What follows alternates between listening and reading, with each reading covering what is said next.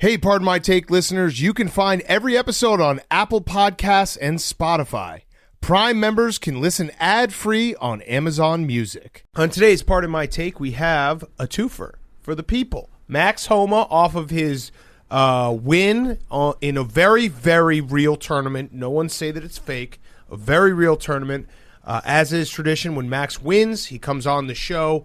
Great to catch up with him. We also have the head coach of the Arkansas Razorbacks, Sam Pittman, talking a little college football with Coach Pittman. Yes, sir. We're going to do Hot Seat, Cool Throne. Big Ben is injured again. And Guys on Chicks. Great Wednesday show for everyone. And we're brought to you by our friends at BetterHelp. Listen, everyone walks around with stress. Everyone walks around with anxiety. Everyone has things that they deal with day to day. Well, guess what? You should be talking to someone about these things. Therapy should not be a dirty word. We get our cars tuned up to prevent bigger issues down the road. We get annual checkups and go to the gym to maintain physical wellness and prevent injury and disease. We do chores regularly to avoid a giant mess at the house. So why not do that for yourself, for your mental health, for your brain? So going to therapy is like all of the above. It's routine maintenance for your mental and emotional wellness to prevent bigger issues down the road. Therapy doesn't mean something's wrong with you. It means you're investing in yourself to keep your mind healthy. And Barstool Sports agrees. They're offering BetterHelp services to all of our employees. We have that as an added benefit to help take care of our overall well-being. So you should check it out right now. BetterHelp is customized online therapy that offers video, phone, and even live chat sessions with your therapist, so you don't have to see anyone on camera if you don't want to. It's much more affordable than in-person therapy, and you can start communicating with your therapist in under 48 hours. So why invest in everything else and not your mind? There's really no good answer to that. Go right now. The podcast is sponsored by BetterHelp, and our listeners get 10% off their first month at BetterHelp.com/PMT. That's BetterHelp.com/PMT. Okay, let's go.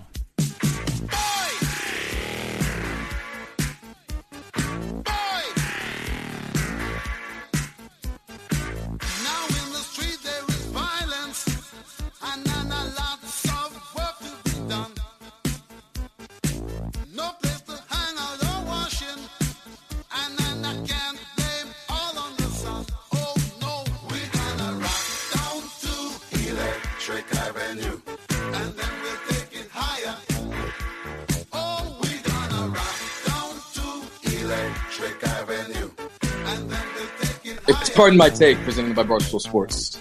Welcome to Pardon My Take, presented by BetterHelp. Go to BetterHelp.com/PMT right now. 10% off your first month at BetterHelp.com/PMT. Today is Wednesday, September 22nd, and I have regret to inform you that Big Ben is injured again. That's actually good news for Big Ben. It is. Bad news for the NFL. League. Yeah. Yeah. So it looks like the Raiders caught him at just the right time. The Raiders have really fucked things up for everybody else by putting Big Ben on the injury report. He's got a left pec strain. I think he might just have had a heart attack. That's right where the ventricle is. When you say had, that means I think he's having. He's having a heart attack. He might have the aftershocks of an earthquake when it's just rumbles for days. He's having a heart attack for a week long. Because he cares too much. Right, and also so that a doctor can say, I've never seen anything like it. This man had a heart attack over the course of 2 NFL games. So he's got an injured chest, but that means that he's just going to be ready to play. Yeah. He's going to be ready to play. And who knows if he's actually hurt. It doesn't matter, frankly. Nope. If Big Ben actually has a physical ailment or if it's all inside of his head or if he just likes waking up in the morning and seeing his name on the bottom, on the ticker, that's going across ESPN saying Big Ben questionable pectoral injury. Yep. Who knows? But it's irrelevant to the fact that Big Ben is going to play way better this weekend now that he's on the injury report. Without a doubt. He needs to be injured. He needs to have some adversity. He needs a doctor to come out and say any other player would not be playing right now, but Big Ben has surreal strength, to quote Stu Feiner. You know who it was? It was probably because the report came out yesterday that Carson Wentz has 2 sprained ankles. Yes. And Big Ben was like, hold my beer. I need to get back in the action. I can't let another quarterback be talked about like that. Carson Wentz having 2 sprained ankles so he is becoming a tragic figure. Okay, so yes, it's tragic. We don't root for injuries. Get all this stuff out of the way right ahead.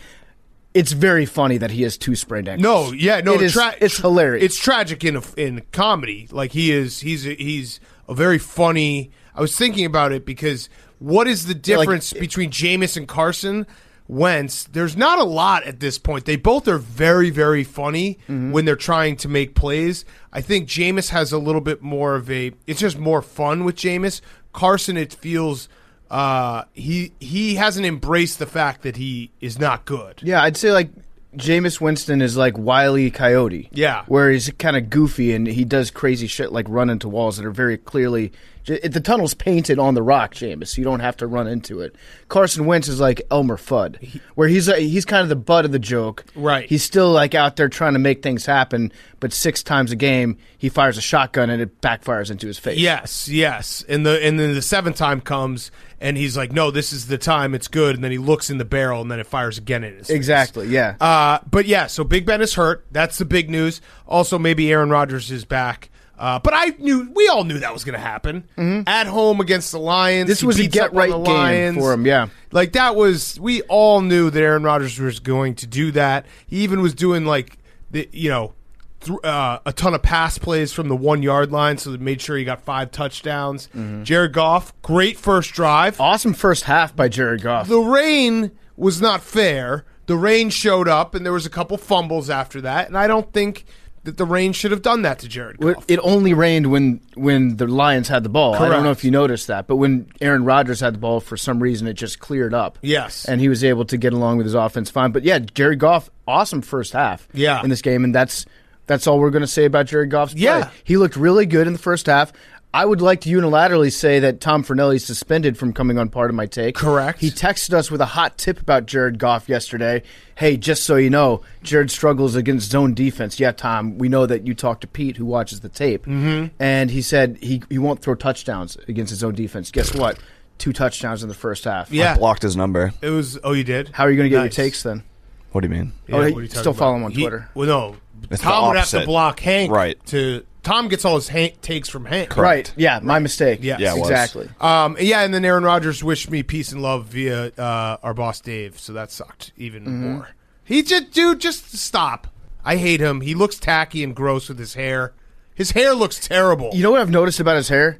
He has sarcastic hair. Yeah. I don't even know what that means, but he's the only person that your hair is just like, dude, you're laying it on pretty thick. We get it. Aaron also charity shamed the shit out of you. Yeah, but I don't care. He said, I can't believe Big Cat still has a vendetta against me after all these years and the Barstool Fund. So what? He gave a little money. He's rich. Who cares? We all gave money. It's to almost the like Barstool it's Fund. almost like he's running up the score on you by just mentioning all that stuff. Like he keeps a running list in his head. I'm so sick of this guy. This hair is gross. He looks gross. He's tacky. And this also wasn't so. This was a message last Wednesday, a text thread between Dave and Aaron, and Dave was like, "You've heard him a lot," and he said, "I wish him love and peace." This was Wednesday, and then he followed up at 2:25 in the morning. So you're on his mind. He really wanted to rub it in I your live face. rent free in his head. And he There you said, go. "Love I've never to you thought and Big about Cat." him. Have I ever even mentioned the guy? Barely. Yeah, Aaron Rodgers, come on, bro. Give it a rest. Hey, Aaron, Big Cat's not going to fuck you, bro. It is great when people are like, dude, you think about Aaron Rodgers too much. I'm like, yeah, no shit. Because he's haunted your dreams he kills for 15 me. years. He smashes me in the face twice a year, sometimes 3. I do want to give a shout out, though, to Aaron Jones, the real star, the real talented Aaron on the Packers. Correct. This is Aaron's team, guys. He scored a touchdown yesterday. He scored 3 touchdowns, right? And 4. Four on his last 4. touchdown. He was carrying a necklace that had his father's ashes in it around his neck because his dad passed away this offseason. Fell off in the end zone. He didn't know where it was. So after the game, he was doing his post-game interview, a real pro's pro, respecting the biz, talking to Susie Colbert, I think, after the game, saying, my necklace fell off. My dad's ashes are somewhere in the end zone. We're going to get to work on finding that later. Didn't even go and try to find his dad after the game. Went right, did the interview. Wow. They did find his dad's ashes, so he got the necklace back. I thought that was kind of cool. Yeah, that is like very he's cool. playing a game with your dad. Although Goodell would probably be like, "That's taunting." Yes. To have your father Ghost. get buried in the end zone. Yeah, you can't do that. Or the Chargers refs would have called it 12 men on the field. There was a little bit of a confusion too with our taunting discussion on Monday, because people are like, "There's a difference between celebrating and taunting." I agree. Celebrating should always be allowed. Taunting, like if you're actually standing over someone, okay, fine. I have no problem with it, but I get it. You have to call it every now and then. My issue with the taunting rules is they're calling general celebrations as taunting. That's the problem. There's some bleed over there. Right, yeah. exactly. The lines have been blurred, so you have regular celebrations or yelling quickly in a guy's face. That becomes taunting. I think that's too much. Like, yes, if there is true taunting where a guy is like dropping his nutsack on another guy's face after he breaks up a pass, I have no problem with it. I wish that they would allow that to happen, but I also am not going to complain if they throw a flag there. Because that's the rule. But it's the bleed over where it's, okay, was he kind of yelling at him? Sure. But that's such an innocuous thing. Just let it happen. That's my problem. Okay, I've got 2 rules that I think we can all agree on to put in place to stop taunting in the NFL. First is if you're a defensive back and a pass is thrown incomplete, you should not be allowed to celebrate that ever unless you touch the pass. The Bill Burr rule. The Bill Burr rule. You're not allowed to do the incomplete sign. Yep. You're not allowed to get up in the receiver's face. If he drops a pass or it's overthrown, you're not allowed to celebrate that at Fair. all. Second rule. Unless the defense is really good. Okay, fair enough. Second rule. Because it would have if the pass had been better. You can't fault the cornerback because the quarterback sucks. Or if he's playing great defense and it's an incomplete pass, I think you kind of have to do the incomplete. What if it's a great pass and you're playing great defense, but it's a drop catch? I think you still have to. All right, this is what happens, it's up Big to Cat. your discretion. This is what happens. I think we have to make it a blanket statement. Unless you touch the ball or affect the pass breakup, it's taunting if you do the incomplete sign. Ask yourself in the moment, if you're a corner, all the cornerbacks listening to this show right now, ask yourself in the moment when you do Tell the Truth Monday and you sit there and watch the film, will you be highlighted as playing good defense on that given play? If the answer is yes, you can do whatever you want. Okay. Easy. The other rule, you're not allowed to do any fucking celebrations that are included in a commercial that is currently being shown on the television. For instance, the discount double check. Agreed. You can't do it. Disgusting. You can't do it. It's because the league has corporate partners, Big Cat, right, and we need to protect the interests of the league overall. Right. And as Roger Goodell will tell you, what's good for the league is good for the players in the long run. So we can't have players advertising competing sponsors. Like, imagine if me or you just put up a bunch of Instagram stories all the time for, I won't even say the name of a certain beer company that is a competing sponsor of Coors Light. When you think about it, too, Aaron Rodgers doing was State Farm discount double check. Yeah, bleep that out. Yeah, okay, bleep that out. But that is actually just encouraging people to drive poorly because they know that they'll be covered. Yeah. So there's no safe drivers when Aaron Rodgers is saying, hey, just buy this insurance and you can crash your car and we'll pay for it. It's actually, if you're encouraging people to purchase insurance, you're encouraging gambling. Yeah. Which is bad. But 1-800-GAMBLER. 1-800-GAMBLER, but also but he never says do it responsibly. Right. Aaron Rodgers, to this day, has never said purchase insurance responsibly. He has not. So not to my knowledge. There are a bunch of youths out there that are going to think that purchasing insurance is fun and a way to invest their money and a safe way to make some money for retirement. Not always the case, guys. Remember that Jackass when I can't remember which movie it was. Might have been just the show when they rented the car and got all the insurance and just fucked it up. Yeah. That was so awesome. Tried to return I was like, that is the coolest thing ever. Those guys rule. Also, in the Monday night broadcast, Brett Favre. I don't think he's alive. I think it was animatronic Brett Favre that we saw last night, like a Chuck E. Cheese character. It was cool. Aaron Rodgers, not this part. Aaron Rodgers getting top 10 passing overall, but it was kind of cool that when it happened, you had 3 guys in the top 10 talking on a broadcast. Yeah, I just thought Favre definitely did not even have his computer monitor on. He's the kind of guy, he's like everyone's dad who just refers to the computer as being like my email. Yeah. Like, come help me turn my email on. Yeah, he even said, he's like, I didn't watch the first half, I was just trying to log on. Yeah, his screen is just Clippy being like, hey, it looks like you're still trying to do your taxes. He was just screaming at everyone in his house, get off the phone. Yeah, Get off the phone, I gotta go do this live stream. Yeah, Gronk was awesome, though. Yeah, he was. I don't think very funny. I don't think Gronk knew he was on television. He just thought he was having he thought he was on chat roulette again. He really did. We were talking about it in the group text, but he really is the Manning's like worst nightmare in terms of respecting the game, because he's just like, yeah, I just get out there and I run and I'm better than everyone. They're like, what do you mean you don't watch tape? Yep. This is crazy. He's just he's so Gronk, and it's so great to see. I think he said he was playing cards actually during it. Yeah. What probably up the river, down the river. Yeah. Asshole. Yeah, Kings. Yeah. Everyone poker. seems to Strip universally. poker with Camille. That's it. That's all they do. Just the two of them sober. Everyone universally loves the Manning broadcast. I watched it for the second time last night. My only thing is that it's good, but I feel like the regular broadcast is still better. Okay. Like when I'm watching the Manning broadcast, it just doesn't feel like a big game. It's casual and it's good, and the moments that come out of it are good. But watching an entire game, I keep switching back to the regular broadcast. I agree. I have actually, so after we talked about it last week, and I was like, this was incredible, I am stepping a half step back from my incredible take to it's okay. Because it is okay. I tuned in every now and then, but I completely agree. If your team is playing, if it's a really big game, I think the traditional broadcast still trumps it, because it's just human nature that if you are trying to follow along with what the Manning brothers are saying and watch the game, it's hard to do. So it's not even a knock on the Mannings. It's simply the fact that our brains are too small to follow two things at the same time. And sometimes I like to hear the crowd, like Right. that kind of stuff. Like it's good, but I feel Yes. like the regular broadcast is still better. For a game like last night, though, that got a little out of hand in the second half, they're the perfect thing to flip over and be like, all right, let's see what they're talking about. Yeah, I liked him. I liked him a lot, but you're right. I would never watch like a Washington football team broadcast on that channel. I would never watch a game. Maybe I might watch like an important game and go back and forth to the Mannings, but I don't think that's not the audience that they're going for. I thought it made a game like last night a million times better, except for Peyton Manning. I'm an Eli stan now. I don't know if you know that about me. Yeah, no, I thought Peyton was actually kind of rude to Eli. At He was. Eli looked very handsome last night. He did. Did you notice that? Yes. Eli has aged backwards. He looks like he's 10 years younger than he was when he was last in the league. He probably will show up for some of Arch Manning's recruiting visits. Yeah, I wouldn't be surprised. Where's Cooper?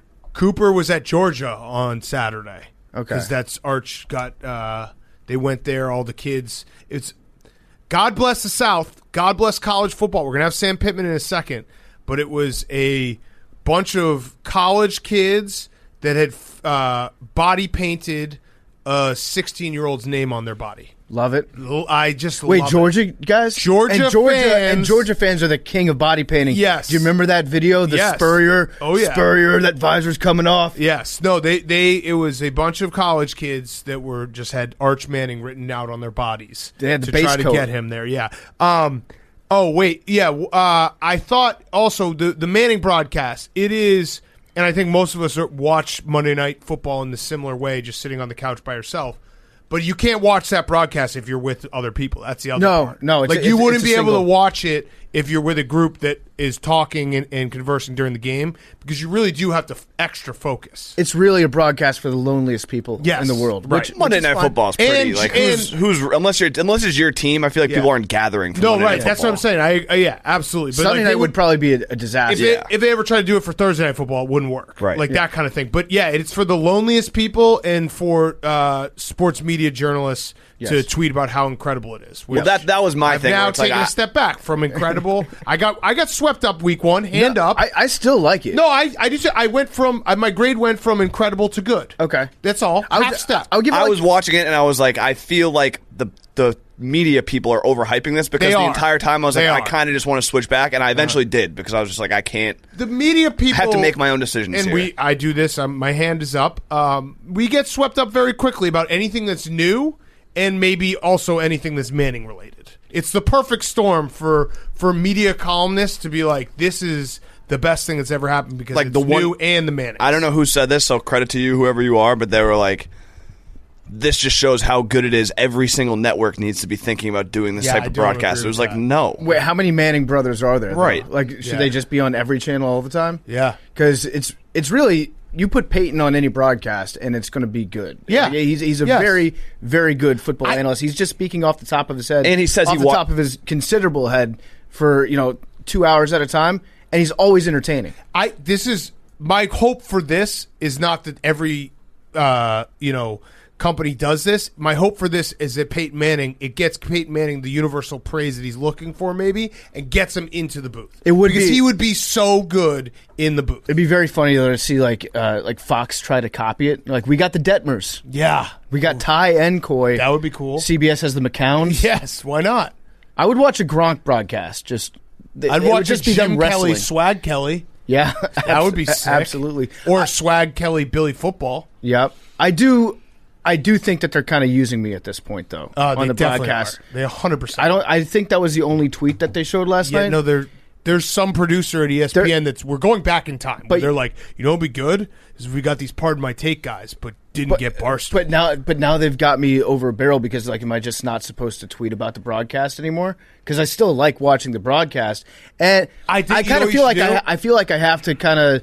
Because I've got a budding rivalry against Peyton Manning. Here's what you guys do. So I don't think that we can just throw that away. I think I need to go after Peyton a little bit harder. Start putting more curse words in it. That, and also do like hashtag Barstool Sports, hashtag Pardon My Take on every tweet on Monday Night Football. Maybe, you know what I might do? So it's like, go ahead. You want it? Let's see if you really Goodell want lies. You know what I might do? Hashtag Goodell lies. I might just like put little things in there, little Easter eggs, like start every word in the sentence so it spells out fuck. it. Yeah. ESPN. Yes. Fuck Fuck ESPN. ESPN. Yeah, if you could do that, that would be sick. Okay. Or just Stay tuned. Really put them to the test. This is a joke, though, for the This is a joke. ESPN Yeah, producer yeah. that's Who 100% listening Yes. to this. No, I'm kidding. Fuck you. Yeah. No. Just do Hank, don't do that yet. do your tweets as like have your tweet about Peyton Manning and then underneath it just be like, anyone else super horny want to fuck a chick? Like hashtag Barstool Sports. Like, all right, go ahead. You want to use our clout? Do it. You know what I might do? I might enlist the help of her good friend Memes and do a Photoshop and put like a dick in the background of the picture, Oh. like the cover of The Little Mermaid. Yes. Yeah. Yes. Might get a penis on ESPN too. Let's see. I mean, It'll be my they are penis. using you. I'm going to put my penis on ESPN too. Why am I That's blanking my on goal. our boy's name? Who? The dead guy with the huge dick. Oh, Mr. Wood. Wood. Get Wood. Damn. All right, let's talk a little college football. The dead guy with a huge dick. Milton Berle? Yeah, the worst part about that is that sentence made perfect sense. Like it wasn't that you said it; it was that we all were like, "Oh, Mr. Wood." Yeah. That's a sign of the internet poisoning all of our brains that we absolutely knew what you were saying as you were saying it. All right, college football color update. Color update for the college football playoff. If they started the college football playoff today, my final four would be Georgia and Bama, which obviously not new colors, but Oregon and Penn State, new colors. Okay. So that's our color update. That Penn State crowd on Saturday night was, I know that what did we give ourselves till Halloween that we can be like, man, sports. Crowds are back. No, we said it's going to be like a full year of different sports coming back for the first time. Okay, yes, but So football. that was the first whiteout. So Yes. you're definitely allowed to overreact to that. I didn't. I just said it was electric, but it really, truly was like, man, I miss this so much. That game was incredible. And my other big note from the college football week 3 is we have now the potential to have a true chaos year that we haven't had in a very long time because Alabama got outplayed by Florida. They won, but they got outplayed. In the second half. The first half, Alabama looked pretty dominant. Florida ran all over them. In Like, the second all half, over them. in the second half, though, like I think Alabama was up 21-3 or something like that when the But game started. I think- and it looked like it was out of hand at the beginning. And then the quarterback for Emory Jones, right? Yeah. For Florida, he figured like, hey, I should probably stop trying to pass the ball as Yes. much and use my feet. And But that's when winning it, time. That's when it. That's winning time. All fell into place. Yeah. I'd rather play well in the second half than the first, but yeah, they were very close. They ran like that was weird because Alabama, we thought going into that game like, oh, they have the old school Alabama awesome defense. They got run on 245 yards run on. So Alabama suspect. The SEC West is also really loaded, so it's going to be a gauntlet this year. Oklahoma suspect. Frauds. Ohio State, major suspect. Tulsa gave them a little bit of a game. And then you have Oregon, where the Pac-12 is maybe like after Oregon, no one wants to win a game of consequence. Like Arizona State losing to BYU, Colorado getting like 0 yards against Minnesota. They all just keep shooting themselves in the foot. So I don't want to take Kirk Herbstreit out for a steak, but Cincinnati, BYU, like this could be the chaos year we've been looking for a very long time. Back to what, 2007? Yeah. 2007 and 2011, right? Was that the other year where shit got really nuts at the end? I'm rooting for a chaos here. And Clemson. I forgot to mention Clemson. Clemson barely beat. I mean, they beat Georgia Tech, but that's a bad Georgia Tech team, and they struggled. So yeah, the whole year, all the NCAA is sus this year. Clemson right now 2-1, ranked number 9 in the AP, so they're behind Cincinnati. But again, if you don't think that Clemson is going to leapfrog Cincinnati, if they win convincingly in the cupcake games that they have in the ACC, they will leapfrog Cincinnati eventually. Yes. Ahead of Cincinnati, Iowa is suspect. Yeah, no, they've been dominant. I think that Iowa's. I don't think they're the 5th best team in the country. No. They've been dominant though, so you can't. I agree with you. Their offense isn't very good. They've gotten a lot of good turnover luck. I'm not saying a lot of pick sixes. I'm not saying they're frauds yet. I'm saying as of right now, they have put together a very nice resume in terms of who they beat. And they beat Iowa State at Iowa State, which is a big time win. Who they beat week 1, I can't even remember. But they get like credit because they have been very good. I do think that Oklahoma is big time fraud. Yeah, big time fraud. They don't look good at all. Like Spencer Rattler he's got the name. I thought he was going to be great, mostly just because of the name and because of all the hype that was behind him. Snake emoji. The NCAA is a better place when Spencer Rattler would be a good quarterback because you get to say the words Spencer Rattler all the time. But he hasn't looked great, and I'm sure that a team's going to draft him a little bit too high. I'm also starting to buy back in on the fact that some team is going to draft Bo Nix in the 2nd round. Oh, yeah. It's going to happen. Bo Nix and it's going to be a terrible decision. He really is. I mean, I bet against them because of Bo Nix, but I said it on Saturday night, half of his passes really do look like he's playing for Dude Perfect, throwing into an invisible trash can somewhere 15 to 20 yards off the field. Like, he just throws these moonshots that his receivers don't even know what's going on. Yeah, I mean, I was on the money line for that one. The 4th down and goal fade to the end zone. Awful call. Probably the worst football call I've ever seen. I'm not a football guy. I don't know all the routes and all the schemes and things you can do in the red zone, but it was so bad. Between any other play would have been better. Between that and Emory Jones just holding on, like basically trying to carry his running back in, refusing to give it up on the read option on the 2-point conversion. Those were some tough end of game situations. But I'm ready for chaos. I love watching it all break out. I really do, and of course this could now lead to having just the classic, Oklahoma figures it out, Alabama, Clemson, Ohio State. But as we sit right now after 3 weeks, no one's really that impressive outside of Georgia. Like, no one has really been, in Penn State, quality wins over quality opponents looking good. Notre Dame might be good, too. No, they're not. Houston. Wisconsin's going to beat them. You don't think Notre Dame's good? I think Notre Dame might be. They barely beat Toledo. That was 2 weeks ago? Yeah, and then they covered against Purdue, but it wasn't like they blew them out. They also barely beat a Florida State team that is now 0-3. I think they might be there at the end of the year. UH had a big bounce back. Notre Dame will lose to either Wisconsin or Cincinnati. Hopefully Wisconsin. They've got a tough schedule. Dark horse. Hank, how are you feeling about 4 Ohio State losses? I feel good. I mean, they barely beat Tulane. They didn't look good. No. I was like Tulsa, you mean? Tulsa has a pretty good defense, but yes. But yeah, I was like, there was a chance they lost that game. That made me feel good about the rest of the season. If they barely beat Tulsa or whatever, they beat them by 20, but still, it was closer than it should have been. It was very close, especially at halftime. I got a little bit scared watching that game. I was like, #Hank was right. We'll see. A lot of football left, but I'm excited. All right, we got Sam Pittman coming up. Let's do Hot Seat Cool Throne. And then we're going to get to Max Homa, then Coach Sam Pittman. Hot Seat Cool Throne is brought to you by our friends at Coors Light. Do you ever feel like you're always on? What do you need to do when you need a moment to chill? How about crack open a Coors Light? When I need to chill, when I need to sit down, relax, enjoy the moment, I crack open a Coors Light, and I have those mountains that are always blue. So when you need to hit that reset button, just open a Coors Light.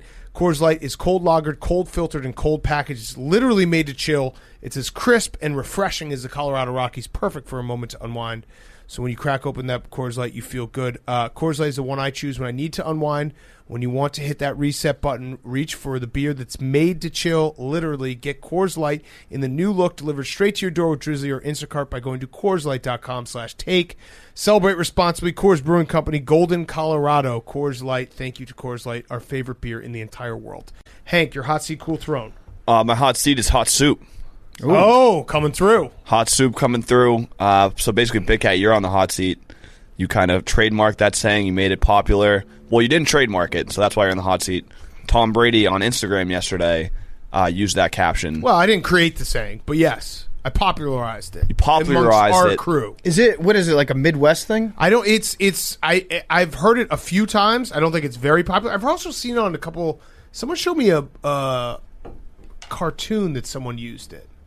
I don't know. Either way, yeah, it's starting to gain some hot soup coming through. Although Tom Brady probably did trademark it, didn't he? I don't know. He probably did. I don't think you're allowed. What kind of soups are even allowed on the TB12 diet? Not many. Gazpacho? No, that's all tomatoes. Yeah, that's right. That's right. That's a million percent tomatoes. I can never keep track of the TB12 of whether it's like you eat all the tomatoes in the world or none of the tomatoes. None of the you tomatoes. Eat all the avocados or none of the avocados. I think it's all the avocados, all the ivermectin, all the water. Right? Yes. For scabies. For scabies, though. And bleach your asshole with the sun. Yes. That's it. But Tom also has a podcast. He's got to come on. He's got to come on the show. Wait, he has a do you say podcast? Or he there was with your son or the I son? think he The does. sun. Okay. Do you think you're tougher than the sun? The fucking sun? Because he got mad at ESPN. ESPN's on the hot seat too. ESPN F1 didn't credit us with the Daniel Ricciardo story. They just posted a tweet that was like, they shamed. Danny Ricciardo has confirmed that Netflix was following him from Monza. Just didn't say where he confirmed it. And then, I got involved. The AWS got involved. It started like shitting down their throat. 2 hours later, they replied to the tweet and was like, hashtag part of my take. Meanwhile, F1, like the main Instagram account, posted the quote with like great credit. So shout out to the real F1. Yes. They have way more followers. They're way more legit. Just classic ESPN being terrible journalists. I just want it on the record. And then they had to pity credit us. Yeah, I want it on the record so people understand. We don't actually care about credit. It's not something that we're like, God damn it, credit us. We think it's very funny how far they go out of the way to make the font super small and all that stuff. So don't think that we're ever mad, but it was funny that everyone shamed ESPN F1 into doing the follow-up tweet 2 hours Their later. racing account. Yeah. I agree. I don't care. It is funny. It's legitimately funny. when- It's like a word funny. search. When bad journalism. I bad spy. journalism. Jake actually cares. Yes, But- Jake does care. Yeah, but we don't care. Yeah. When Bleacher Report has like a picture of a stadium and it uses one of our stories, and then it's like a magic eye of the people in the stadium where if you stare at it long enough, the words PMT come out of it. It's like Jim Harbaugh gives us a quote, and they do a maze out stadium, and then the quote is in yellow. The part of my take is in yellow in the crowd. But F1, shout out to F1. They had a great post, great credit, tagged us and everything. So shout out to them. And they have like 15 million followers, so that was huge. Fuck ESPN. My cool throne, and my point was that I saw Tom Brady like got mad at them too for not crediting him from a story from like his podcast. I thought. Tom's getting into the game. Love it. Content game. Come on the show, Tom. My cool throne is, I guess, me by virtue of Ben Simmons. I don't have to worry about Philly coming at me being like a very hated person in Philly, because Ben Simmons is now public enemy number one. He said he's not going to report to camp. He doesn't plan on ever playing a game there ever again. So he's not going to be on the Sixers, it seems like, and he will be the most hated person. I know there's been a lot of people, a lot of hate from Philly thrown at a lot of people. No. In recent last 10, 15 years, this has got to be number one. Yeah, I can't think of anyone else who is really like just fucked the city of Philadelphia and then is just like, I hate them. Nelson Aguilar, maybe. No, he but you're right. Yeah, he got traded. It's not even close. He didn't say I'm not reporting. It's not even close. Like Ben Simmons, I don't understand what Ben Simmons is doing, because sure he wants to be traded, but like you stink right now, and so the first thing you should be doing is practicing. Right. It's like imagine a firefighter that like started a dozen fires and threw cats up trees, being like, you know what, I'm not coming into work until you guys pay me more. Yeah. Until you trade me. Yeah. Yeah, it's baffling. I I still think he'd be good in the right spot. Yeah. That's just me. If we, yeah.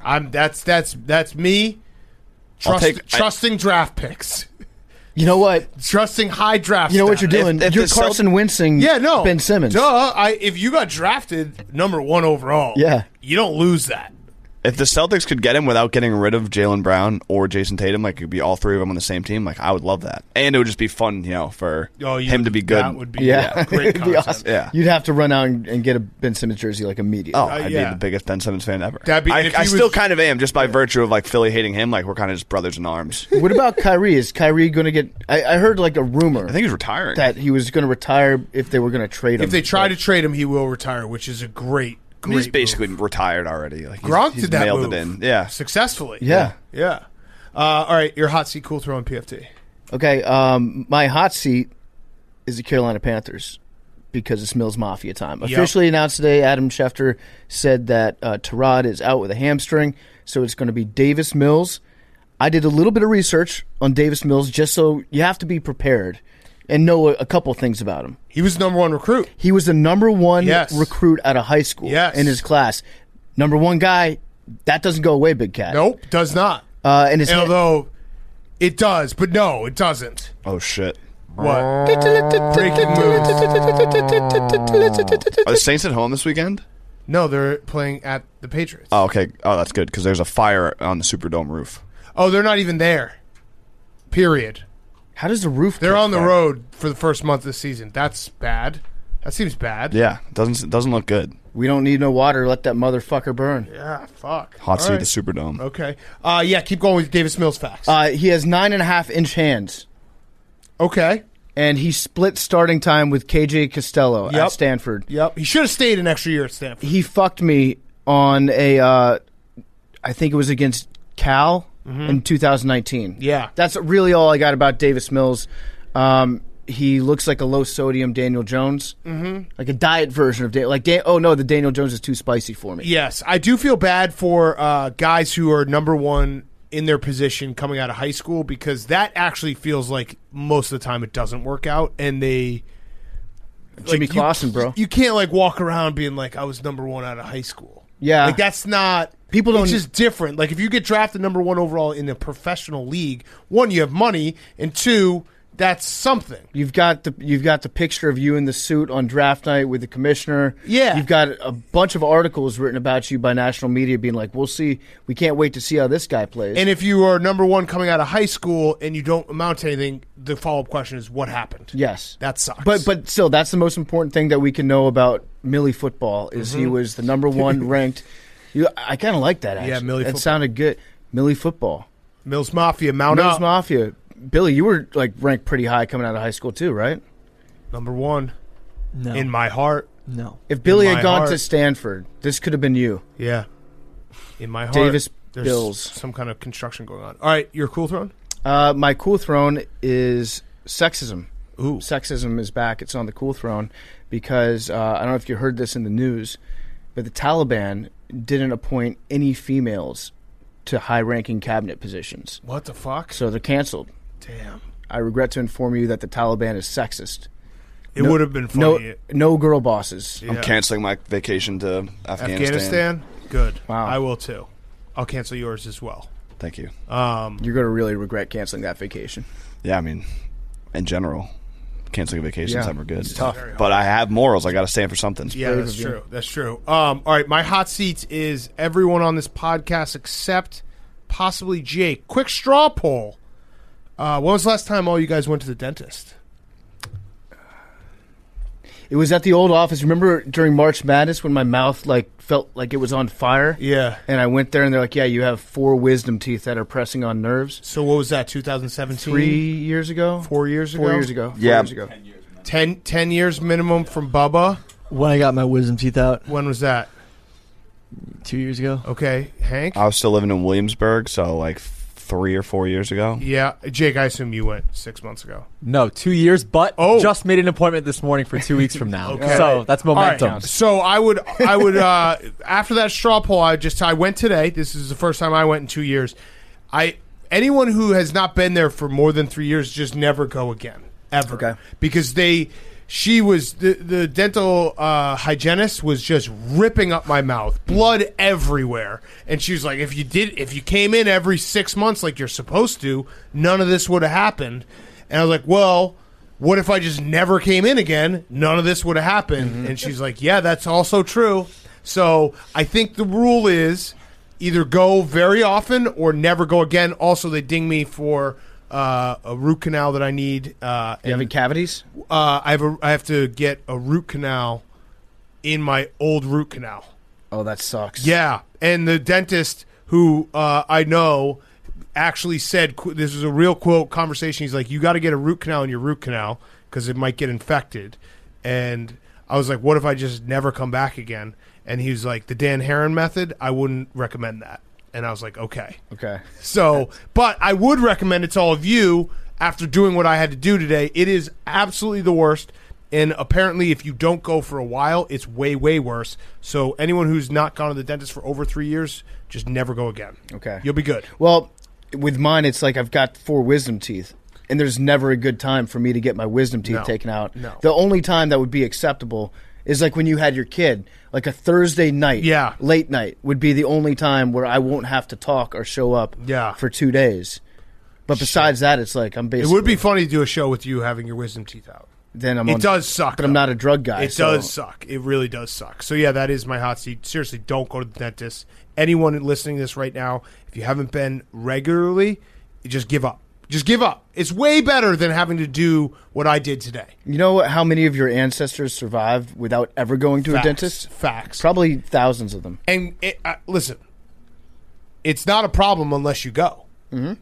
Like, I didn't know that I had an infection in my root canal until I went today. Yeah. Ignorance is bliss. All right, my cool throat is Matt Nagy because I think actually now he's full clown car fun. So I don't know if you guys saw, but he was asked... reporter asked him, is Andy Dalton still your starter if healthy? Matt Nagy said, that's something I'm not going to get into with scheme. The reporter said, that's not scheme. Matt Nagy said, yes, it is. So they had a standoff. Mm-hmm. And then afterwards, he left his press conference. He finished his press conference.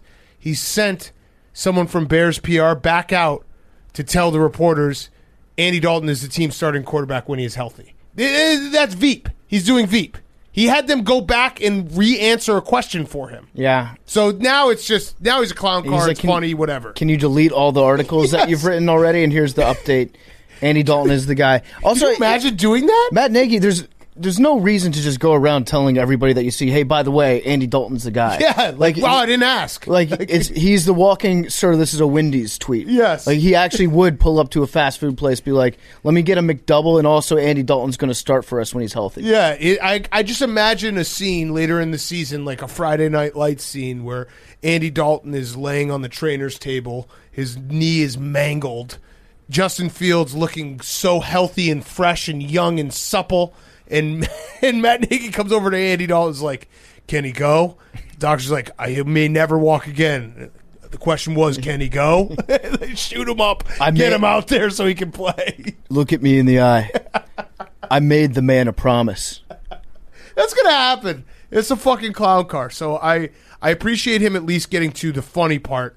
Because there is that we've talked about it many times. If your team is going to suck, at least have it be fun and entertaining in a weird, stupid, like clown circus way. And I think we're approaching that very quickly. So the only thing that makes me think it's like not quite at clown level yet is just that Nagy seems too sad all the time.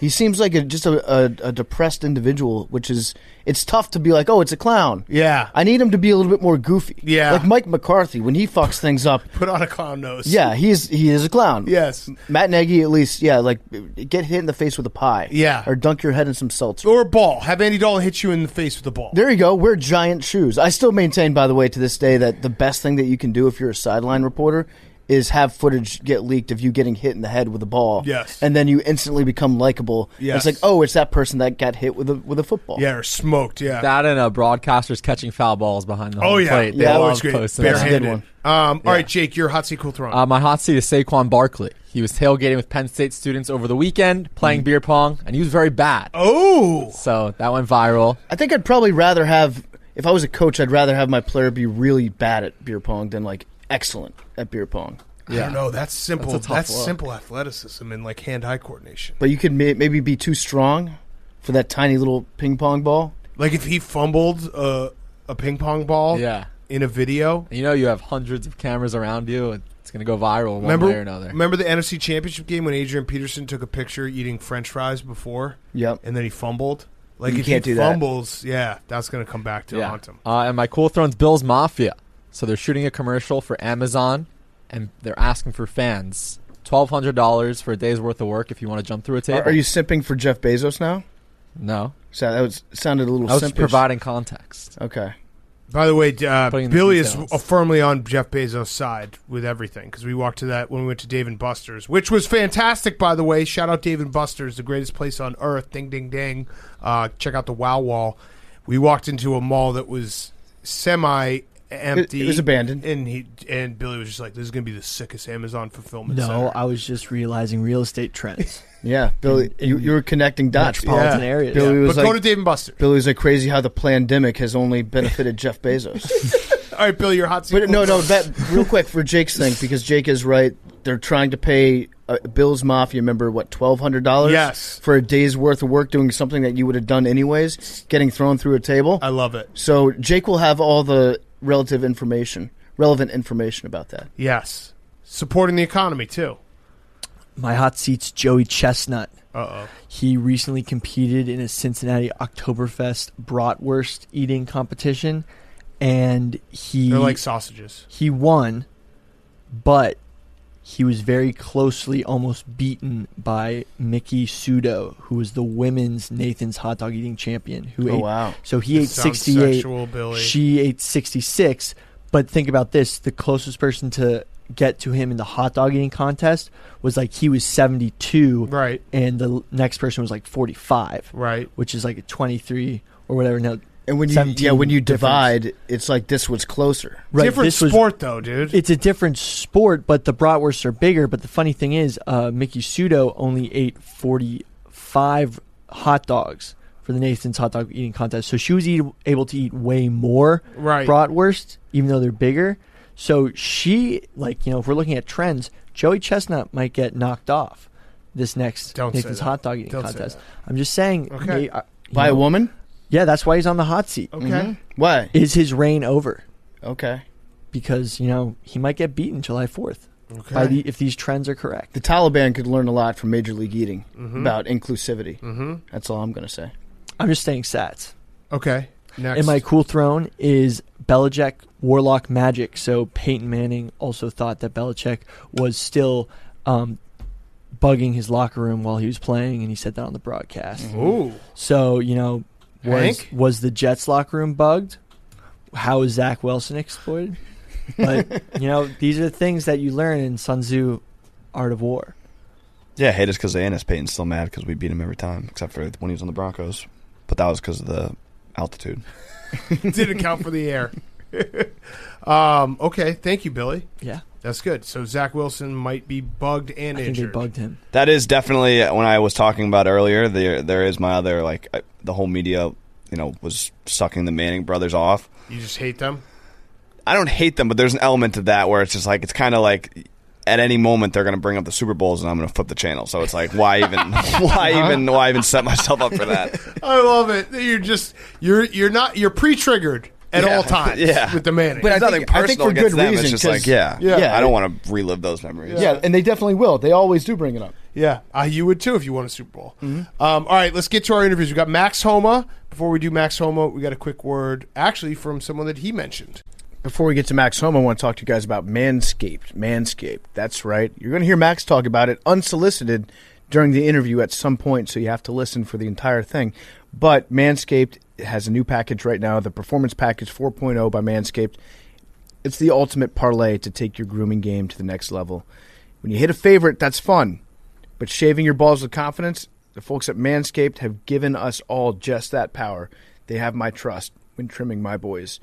The recently released Lawnmower 4.0 trimmer is a favorite. Their 4th-generation trimmer features a cutting-edge ceramic blade to reduce grooming accidents thanks to their advanced skin-safe technology. It also gives you the ability to turn the 4000K LED spotlight on and off when you need a more precise shave. Plus, it's waterproof. That's the best part of it. You can take it into the shower. The Lawnmower 4.0 has you covered for shaving your balls, butt, even the gooch. Talk about a backdoor cover. Performance Package 4.0 also includes the Weed Whacker. Chop your worst weeds up in the top of your nose and ear. The nose and ears hair trimmer provides proprietary skin-safe technology which helps prevent nicks, snags, and tugs in those delicate little holes. Odds are you'll be sweating and feeling the heat after a big bet, so fix the sweat, fix the stink with Manscaped's liquid formulations as well. They've got Crop Preserver, it's ball deodorant for before you send it, and Crop Reviver, ball toner for when you need a boost. Manscaped has a bonus add-in with their boxers and the Shed travel bag. These tools get your boys in your comfort zone before the game starts. Get 20% off and free shipping at manscaped.com/take. 20% off and free shipping, manscaped.com/take. Now here's Max Homa. Okay, we now welcome on our very good friend. It is Max Homa. We have a deal. It's in his contract that anytime he wins a tournament, whether it's real or fake, he comes on Pardon My Take that week. So he did win a tournament this week. Congratulations. Was it real? Fortnite Cup. Was it real? Yes, it was real. It did look a lot like Fortnite, and it is right before the Ryder Cup. And NFL Sunday. It was real. NFL Sunday. Real. That was the part that made me think it was fake because we were watching NFL Sunday, and to Hank's credit, he's like, Max is maybe going to win this thing. And we put on the TV, and we watched you, and the whole time we're like, this isn't a real tournament. But then you win, and it's like, oh, he gets $1 million plus. So congratulations on winning the Fortnite Cup during the NFL season. Yeah, it's tough going against the NFL. There was I even looked at the ticket prices, and like Saturday was like $70 and Sunday was $30. And I was like, I have a feeling that has something to do with football being on. But you know, even if we had to do it in the background, not on TV, I'm going to count it as a real golf tournament. Yes. Yeah, if the check cashes, I think it counts as being an official win. So I guess you claim that it's a real tournament. The field, what was the field like? The real strong field at the Fortnite Invitational right before the Ryder Cup? Number one player in the world played. So how can you do better than that there, PFT? Is that number one player in the whole world. Are you number one? No, John Rahm. Oh, John Rahm. I saw Phil play too. I also saw that, Max, you are currently number one in the FedEx point standing. So yeah, you got to win. Stay there for the rest of the year, which should be pretty easy, and just a cool $18 million. So you've done the hard work, which is getting out into the lead. So now you just got to keep distance right now. Yeah, I always feel anytime I've ever like bet on a horse, anytime my horse was out front early, they got absolutely smoked. Yep. So I got to figure out a new strategy. Yeah. You want us to call in bomb threats on a weekly basis to every tournament so there's never another tournament played and you win? We could talk about that offline. Okay. Hank might need to cut it, but yeah, I mean that's I like the think tank. I'll do it. Going. Yeah, we'll cut that out. Those Fortnite bombs. We're talking about Fortnite. It's however The whatever fifth happens major. there. Yeah.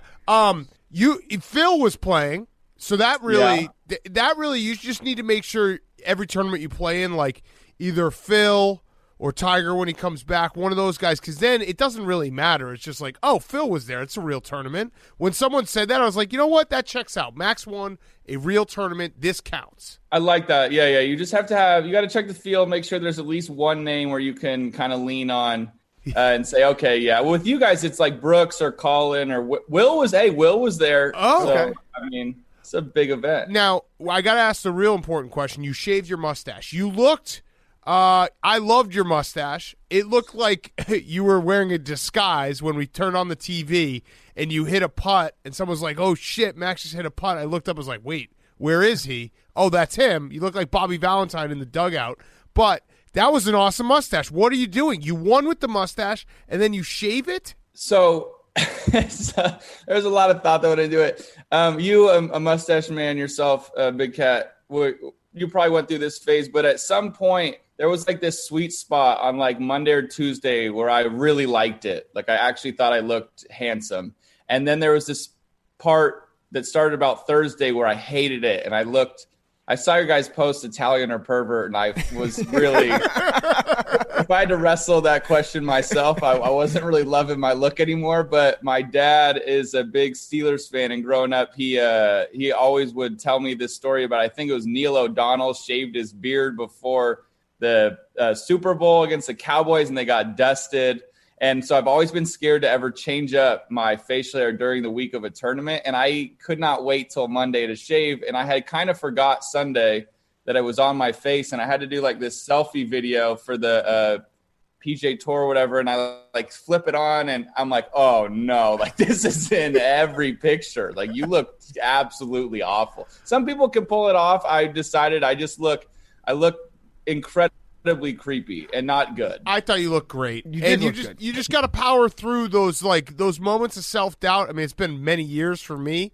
How do you do the nose tickling thing, dude? It was like going right up my nose. Yeah, but then if you just power through and you get like a month into having a mustache, it just becomes a part of you. You can never lose it. I mean, sometimes I rock the full beard, but I like having a mustache. I don't know. It feels like I might run it back. It's very easy for me to grow hair, so it doesn't take all that long. So if I ever like change this up, it just takes like 3 days to get back. So I'll kind of workshop it. The way I would describe it is you're never naked with a mustache. Like you go somewhere, you got your mustache with you. It's like bringing a buddy. Like if you just say the word naked with a mustache, like that's really creepy. Yeah, maybe. But I think if you show up and you got a mustache, unless you are someone who's trying to maybe commit crimes, it's like, it might be, but that's the mustache guy. Like, I don't know.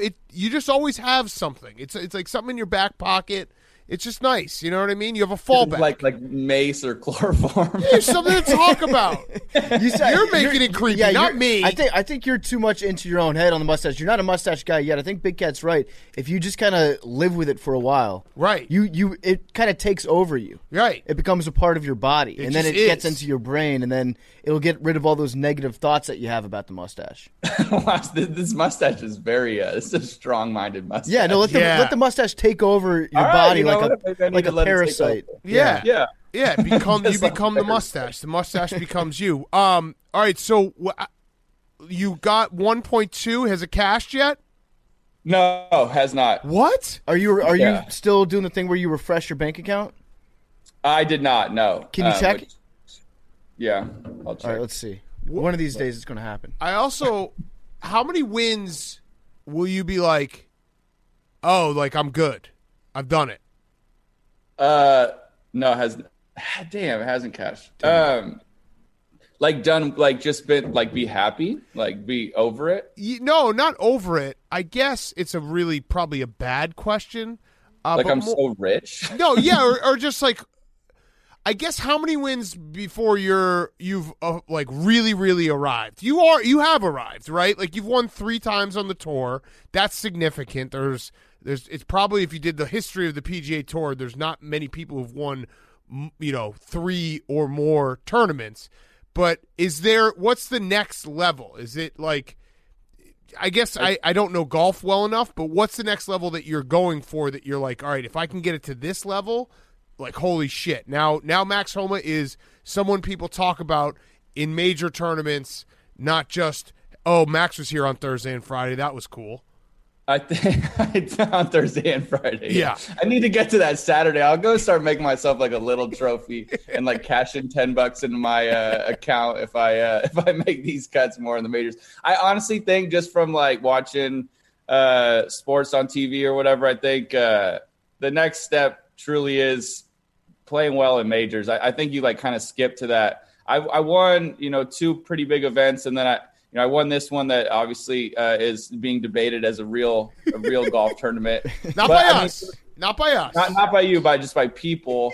But 3 I feel like is you win 1, it could be a fluke. You win 2, it's getting harder to argue. And win 3, it's like, well, it's not a fluke, but you do need to play well in the 4 biggest events of the year. You look at the best players in the world. That's kind of what they do. So I guess that would be the next big jump. But yeah, I don't know. I feel like the winning regular tour events, at least I've proven I could do it. I read that Tiger Woods, Phil Mickelson, Brooks, Koepka, Justin Thomas, they've all won 3 PGA Tour events, which means I'm in really great company. So that's a way to spin it. But I also have like 2 made cuts in majors, so I gotta boost that. I think you'll know that you finally made it once we start having the debate. Like, I don't think Max Homa can win the big one. You know, once you get to like the Sergio Garcia level, where everybody's just like, you know what, Max, pretty good golfer when it's not a major tournament. We'll see. We'll see if he can get. Once you have a monkey on your back, you're almost at the place. Find one, You got to find a monkey, and you got to take a picture and like put it up on Instagram. And be like, I'm trying to get the monkey off my back. You know, everyone always says Max Homa doesn't show up in the major tournaments. Mm-hmm. This podcasting thing, man, like this is amazing because before this, you only could ever talk to somebody about when they did have the monkey on their back, but now we're actually talking about finding the monkey, getting it on your back, and then we're going to talk about getting it off your back. I like this. You got to get the monkey on. You got to get it on before you can get it off. It's phases. You have to make the cut. I think it goes make the cut on majors consistently. I think then it's the phase of, hey, Max doesn't have a tee time at 6:30 a.m. on Saturday in Augusta. Then it's, can he get the monkey off his back? Then we win. I like that. That's a good, I think a big one too is like when you look at like Vegas lines, if my, and I know you like this bet, Big Cat, if my major, at major championships, if my made cut prop bet isn't too close to 110, that would be a good sign of like, we're starting to believe in the kid. Yeah, no, I've bet it a bunch. You don't make those cuts.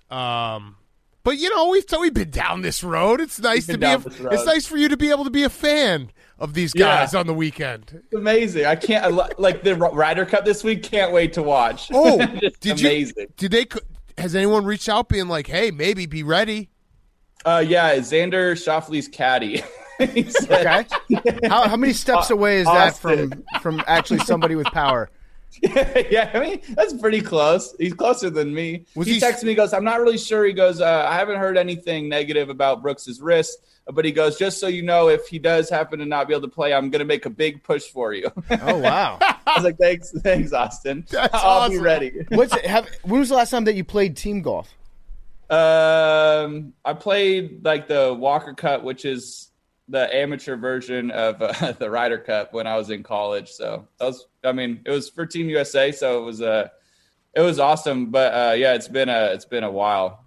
Now, I don't want to get you into any of our other beefs in the golf world, but I would like your opinion on something. I saw a tweet today that Bryson and Brooks did have dinner together because they're on the Ryder Cup, and that Bryson teased something fun coming soon.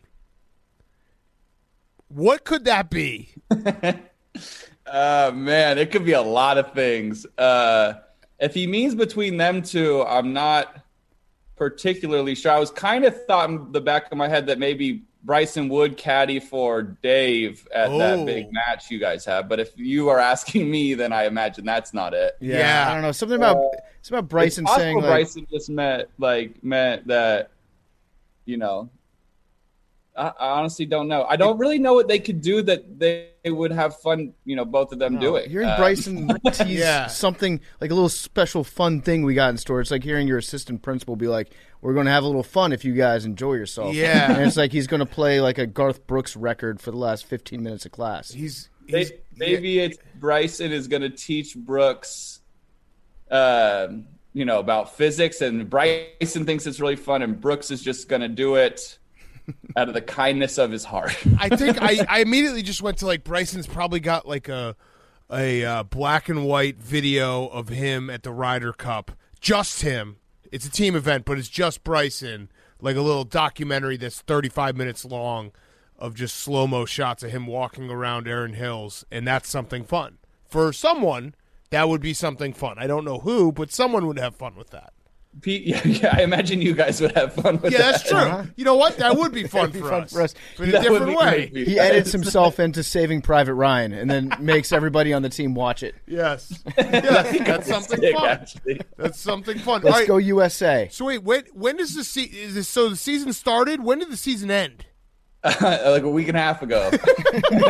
Okay, so that's really the fake do. tournament part. Yeah, They don't want you to forget golf is a thing, so they just shove it right back in your face. Yeah. That's the part that was hard to wrap your brain around. Is hey, the season it would be amazing, like if that happened in any other sport, because like LeBron and a bunch of the NBA players were kind of complaining this year about how the season was starting up too quickly, and it was like a month or two later.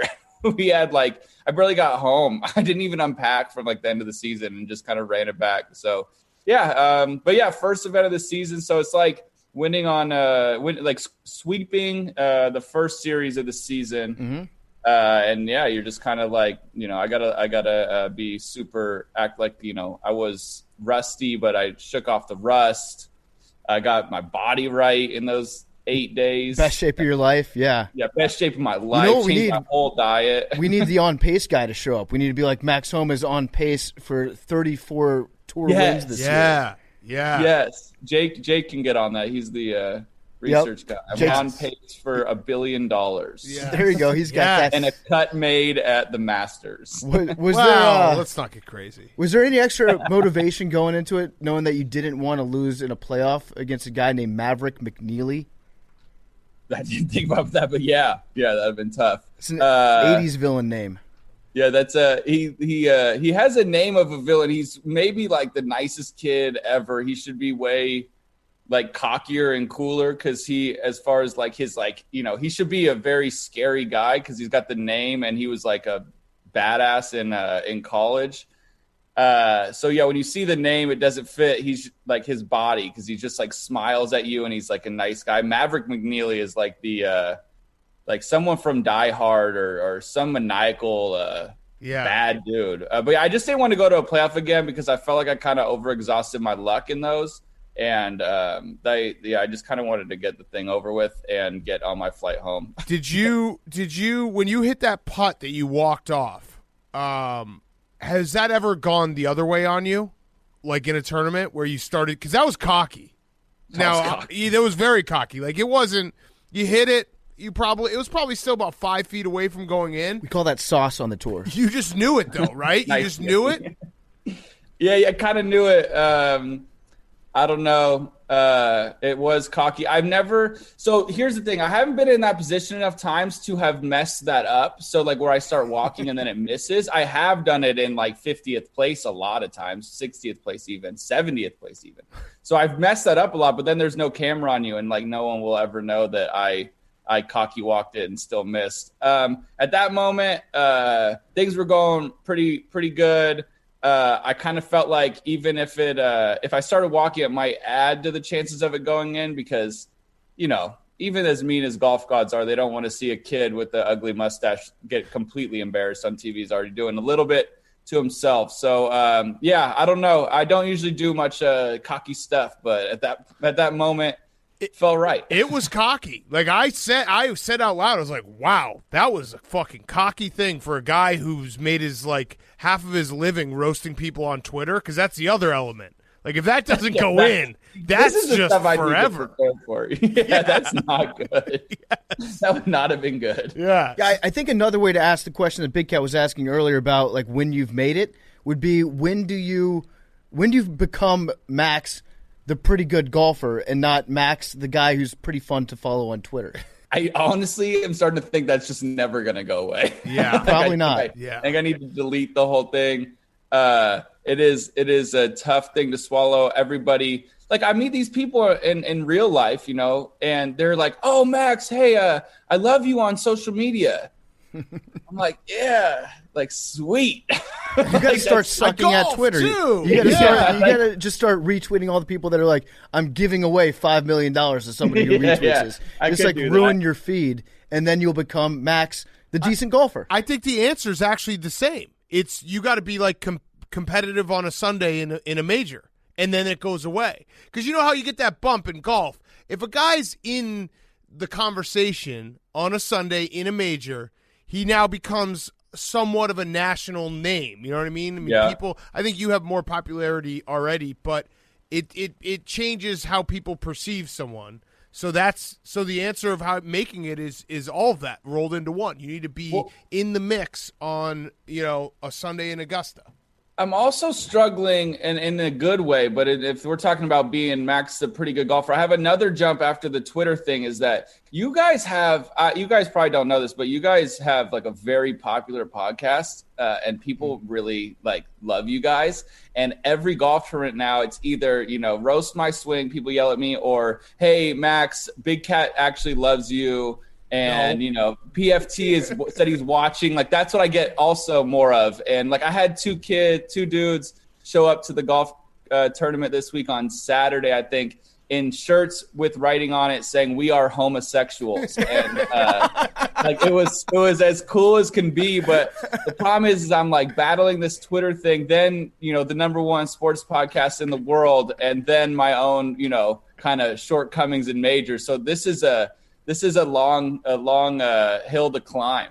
So I'm hoping for that. But, I get, hey, when are you going on Part of My Take? Let me know when you're on Part of My Take. And I'm like, hey, like they got Peyton Manning on that thing pretty recently. And like now Big Cat's friends with Aaron Rodgers. So I think, I'm not. I'm not really you a guy. I'm not. He likes you, the whole fucking Cal thing.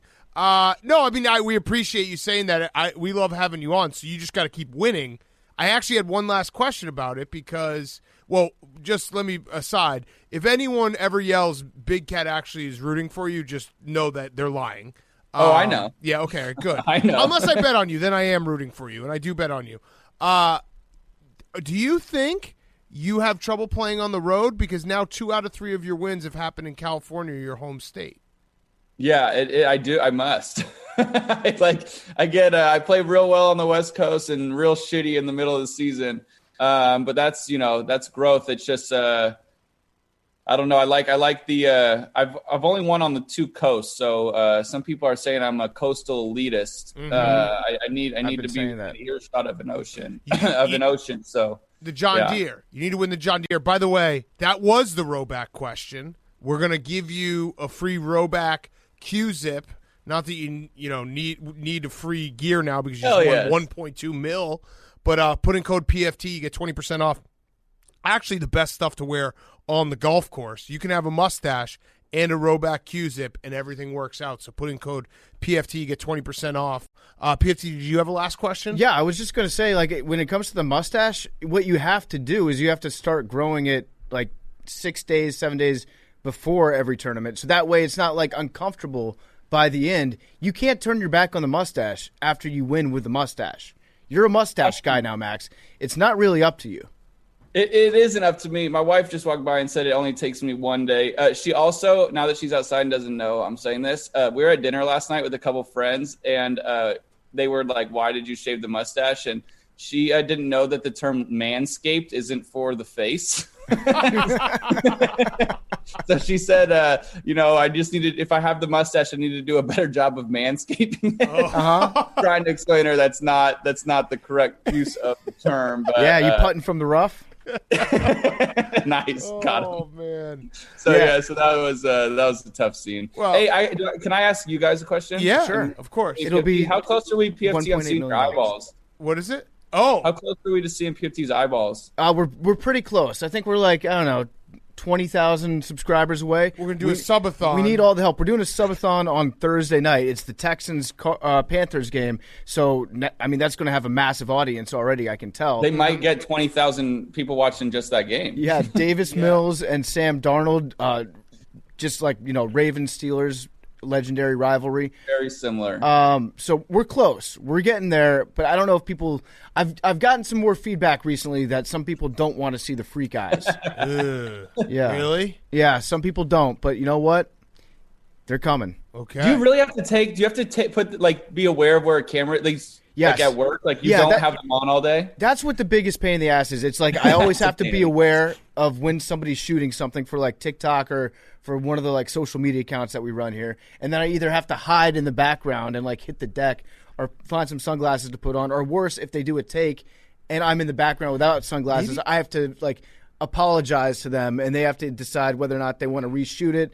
It's a big thing. Maybe that's the answer. Is What? that we don't even make a big deal of it. You just start being in the background of everything without your sunglasses on. I could do Because that. then that could ease people in. I could do that. Yeah. You know what I mean? It's like you decide whether or not, like, you know, I don't know. And then we could get Zoom Twitter and Zoom Instagram people They all- involved. They find the background, you know, the little things. Yeah, they all think that they've gotten some like big thing, and it's like, well, PFT already said that he was not going to wear glasses in the background anymore. Yeah. That's like not. he didn't It's do not a it. bad idea. So, but we're still going to do the We're gonna do the subathon, subathon. and Billy's going to eat an entire sub. Max, it just occurred to me that the three of us have never spoken in person, have we? No, it's BS.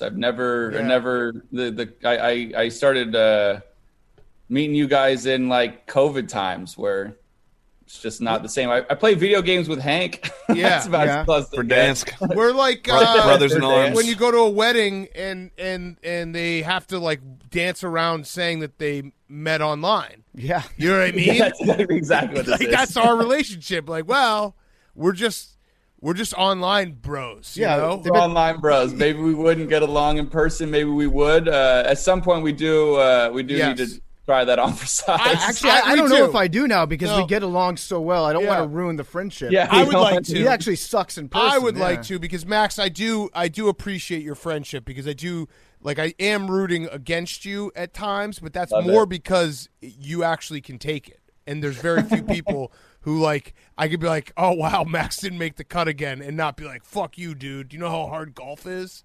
So I do get these texts from people. They'll be like, "Oh, I mean, like if I haven't listened yet." So I save all my podcasting for like when I go practice or when I'm traveling. So I'll like overload all of them. That was why it was so funny. I texted you about the Mount Rushmore gate, and that was just so funny because I listened to them out of order, and it was just way better.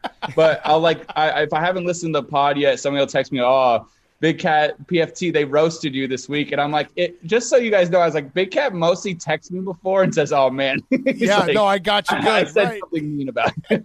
Max, we met last month. I followed you at the Northern Trust. Oh, that's true. You did. I did. Oh, that's right. The only person I've met in person is Jake. Yeah, That's crazy. I do. I text you when I roast you. It's all natural, and then after the roasting, I'm like, that was probably mean. So then I'm like, hey, just a heads up. Like, I'm not changing It's anything never I mean. said. I love it. I'm not deleting it, but I just want to give you the courtesy of saying, hey, I did make fun of you again.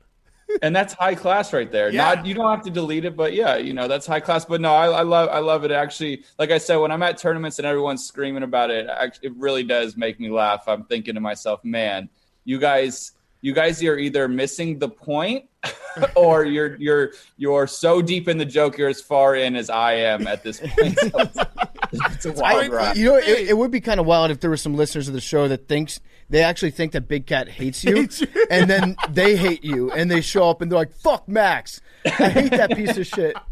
We should sell homosexual shirts, though. We should. Yes. Can we do that?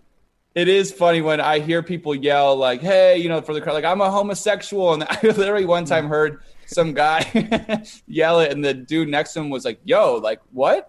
And he's like, home, and he was like trying to explain it, and I was like, "This is an impossible thing to explain." It makes a lot of sense if you listen to the podcast or if you get PFT's humor, but The guy when he turns to him, he's yelled like, it from the crowd, it was a very random thing to kind of yell out in public. he's Amazing. like, "That's very brave of you." Yeah. Yeah, thank you. Like, is this, I'm proud of you, but this doesn't feel like the right time. That's perfect. That's perfect. Well, Max, thank you very much. We'll be watching next tournament. If you win, you're just coming right back on. So if you do win every tournament this year, you will be on the podcast every single week. We appreciate it, and we'll talk soon.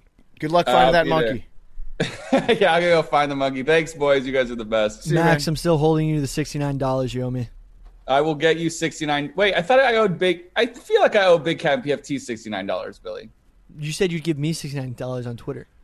This is I actually tagged you- I sad used because the you number. actually want it. That's the but like when we do the joke with like, hey, you got to pay us some of the money. Like it's a joke. I'm gonna collect. He Right, says. I know that's sad. Yeah. It Billy, it I'll kinda just- makes I'll it give you You know what, Billy? $69. After this, I'll give you 69. No, Max, don't worry about it. Don't Cash be app. sad. I'll just give Billy $69. This is what and he'll be Billy's happy. one of the guys who's not in on the joke. Where it's like when we asked Josh Allen, like you owe us 7% of your contract. Billy's like, are you guys going to collect that or what? You need somebody to strong arm him? Yeah. Yeah, all these, right. my frogs I'll don't be pay looking over my they don't feed back, Billy, themselves. just in case you're hunting me down. Thanks, Max. All right, see you, man. See ya. Thanks. See you, boys. Max Homa is brought to you by our great friends over at HelloFresh. HelloFresh is the absolute best. With HelloFresh, you get fresh, pre-measured ingredients and mouth-watering seasonal recipes delivered right to your door. So you can skip trips to the grocery store. Count on HelloFresh to make home cooking easy, fun, and affordable. That's why it's America's #1 meal kit. I love the HelloFresh that was delivered to my house. I got this pork loin, an Asian-flavored pork loin, served over sticky rice, sesame seeds, and some broccoli rabe. It was delicious. I cooked it up. It was super easy. It took me about a half hour to cook. I like cooking. I personally enjoy it when I have the time. It's therapeutic. HelloFresh makes it easy for you to cook a healthy, delicious meal at your house without wasting all the time that you would spend at the grocery store, without wasting all the time that you would spend chopping up the ingredients. They come already chopped up in individual containers, so you just combine them together. You cook the food yourself with everything pre-measured. It's super easy. HelloFresh offers 50 menu and market items to choose from every single week, from vegetarian meals and calorie-smart choices to extra special gourmet options. There's something for everyone to enjoy. They got recipes that are designed and tested by professional chefs and nutritional experts to ensure deliciousness and simplicity. We love HelloFresh here at Part of My Take. Like I said, I've cooked with it before. It is great. It's easy. It makes cooking meals fun. It makes cooking meals simple. It makes cooking meals quick and healthy and delicious. Go to HelloFresh.com/PMT14. Use promo code PMT14 for up to 14 free meals, including free shipping. PMT14, up to 14 free meals, including free shipping. Now here is Sam Pittman. And now for something completely different. Okay, we now welcome on a very special guest. It is the boss hog. It is the coach of the Arkansas Razorbacks. It is Coach Sam Pittman. Coach, thank you for joining us. We appreciate it. Let's start with what we got going on right now. So 3-0 season, Texas A&M at Jerry's World this weekend. How are we feeling midweek? We're talking to you Wednesday. We're going to run this, or talking to you Tuesday. We're going to run this Friday. Well, we've had a good week of practice. We're excited to go down there and play them. You know, we haven't beat them in 9 straight years, and so we have a lot of work to do. They're a powerful SEC team, but, you know, we like our team. Our team plays really hard, and we're a little bit about our health. You know, we don't know if we got a couple of linemen that we don't know if can go or not, but other than that, we're in pretty good shape. Is there anything that Jerry Jones can help you out with in Jerry's world? I know, you know, he's obviously a giant Razorbacks fan himself and an alumni. He played there. Are there any windows he can open up at certain times, let the sun in when they've got the ball maybe in their wide receivers' eyes? Is there anything like that you've discussed with Jerry? Well, I'd like to turn the lights out if they're throwing deep, you know, maybe hit the lights real quick. Yep. Back on, or maybe, you know, if we can sneak a guy, you know, off the sideline or something like that, turn the lights out, and then amazingly it comes on and the guy's wide open. That'd be nice, but I really haven't had a chance to talk to Jerry about that. So your career in football has, you know, you kind of been all over. You get the head coaching job at Arkansas. You were at Georgia as the offensive line coach. You coached offensive line for many years. That's a very football guy, obviously, position group to coach. What, when you're coaching offensive linemen, when you're trying to get the most out of them, what are you looking for in an offensive lineman? Because I just want to talk football. Like, I want to hear you tell us what makes a perfect offensive lineman. Well, the first thing you look at is feet, but then kind of 1A is you look at how hard they play. You know, it's hard to make a guy who doesn't want to play hard. I mean, it really is. And we're very fortunate that we can go out and recruit. And I tell our coaches all the time, if they're not going to play hard, you know, we have to pry them and prod them to play hard. We've done a terrible job in recruiting, but that's that. And then you have to be able to bend. You know, a guy has to, you know, have leverage, and it's hard to get leverage unless you can bend at the hips. And then it's just all about athleticism at that point. You know, you're trying to kind of recruit a bigger defensive lineman to play offense, if that makes sense. Yeah, I would imagine, too, the way offensive line has gone, like 20 years ago, you were probably recruiting a different guy than you are today, because it does feel like offensive linemen have gotten significantly more athletic. Well, they have, and I'm so damn old that, back in the day, you couldn't even use your hands back when, when I first started recruiting guys and all those things. So the game has allowed for more athletic offensive linemen just because now they're able to use their hands and their athletic ability a little bit more. So, I've been really fortunate in my career. I think I've had 28 guys drafted and 7 first rounders and all of them had one straight quality and they love to play. But, that's the thing about it is I'd rather have a big old good one than a small one, and so I like great big guys and have my whole career. Yeah. Do you ever find yourself, are you still hands-on coaching the offensive line, even though you have to like pry yourself away from it at times? Because that's the one thing that, your true love. I love that question because it's a great question because it's hard for me to take my eyes away from the offensive line. And I made a big conscious effort to coach the team, and I was so fortunate because I hired Cody Kennedy, and Cody and I worked together. He was my grad assistant at Georgia, and then he went on and coached the line at Tulane. But he talks the same talk as me. His coaching philosophy, the way he talks to kids, the way the terminology, it's all exactly the same. So I watch every piece of tape on offense, defense, special teams, and I write my notes down and I have suggestions, but I try to stay away from the offensive line as much as I can. Not necessarily. Let's say this, I try to be as even at the O-line group as I am at any other group because, I don't want our kids to think, well, he's got more value. He places more value on the O-line than anybody else because I really don't. Yeah, I read that you have 6 centers on your team this year. Is that still true? You still got 6 of them? Still have 6. There's 2 people that handle that ball every snap, and that's the center and the quarterback. And, I ran into when I was at North Carolina, I got to my 5th center, and I was so fortunate that, the kid went in there and played, and the 4th or the 3rd one had broke his right hand, and he was snapping with his opposite hand, just to kind of survive. And so I'm so nervous. On Saturday mornings we have our meetings, and I know Cody gets mad at me, but I'll go, okay, what happens if he goes down? Okay, what happened? We'll get to the 5th center, 6th center, the 5th left tackle. And to be honest with you, Kirby Smart used to do that to me when I was coaching over at Georgia too. And I was going, damn, he thinks we're going to get to the 100th left tackle. But to be honest with you, last week we got hurt. We got beat up, and one kid played 3 different positions. So you mentioned Kirby. You came directly from Georgia. You have a leg up in the SEC in the fact that you are not a former Saban assistant, so that means you can actually maybe beat Nick Saban. Maybe have a chance. Yeah, right. What is it about Coach Saban, especially when you were at Georgia? You played in the national title game against Alabama. Did you ever sit in a meeting and Kirby was like, "Man, it's tough as an assistant because he knows what I like and don't like," and is that a real discussion that happens?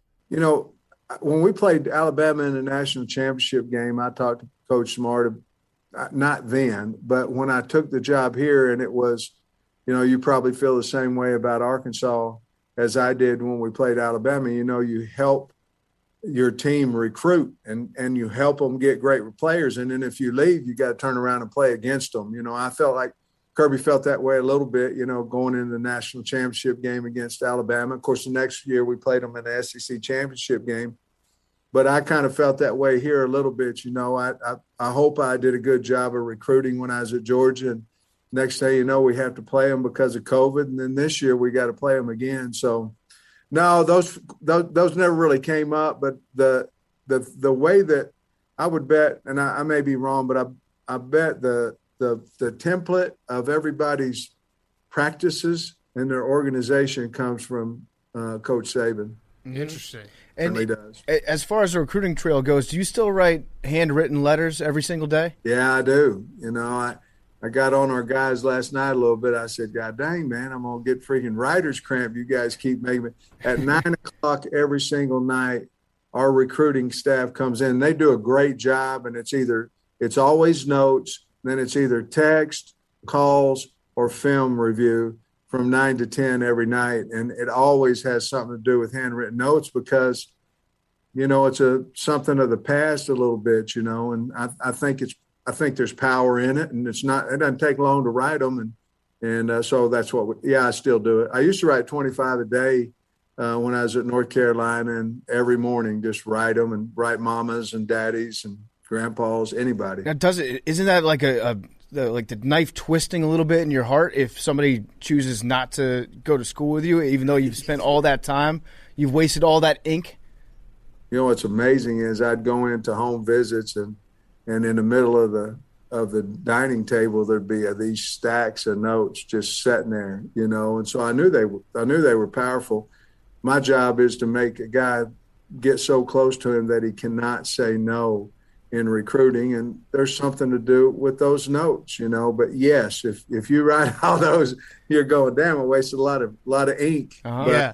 But it's the only way, to me, that's the only way I know how to recruit. So you're known as a fantastic recruiter. What are the few rules, because we've obviously never gone through this process, seen this process, what are the rules when doing a home visit that you always adhere to? Like, gotta always eat seconds of whatever mama's cooking, take off your shoes. Are there rules that you always, when you go on home visits, you know exactly what you're going to do? Right when you walk in the front door, you look and you see if there's any shoes sitting there. And if they are, you better hope your socks don't have no holes on them. Half the time I don't wear socks. And so whenever I go recruiting, I know I need to, and I'll put them on and things of that nature. And then if you ever hear somebody's, this is her specialty, you better chow down on it. You better keep eating it. Uh-huh. And I'm not for sure if that's not how I got the look I have now. I haven't always had this great physique I have right now.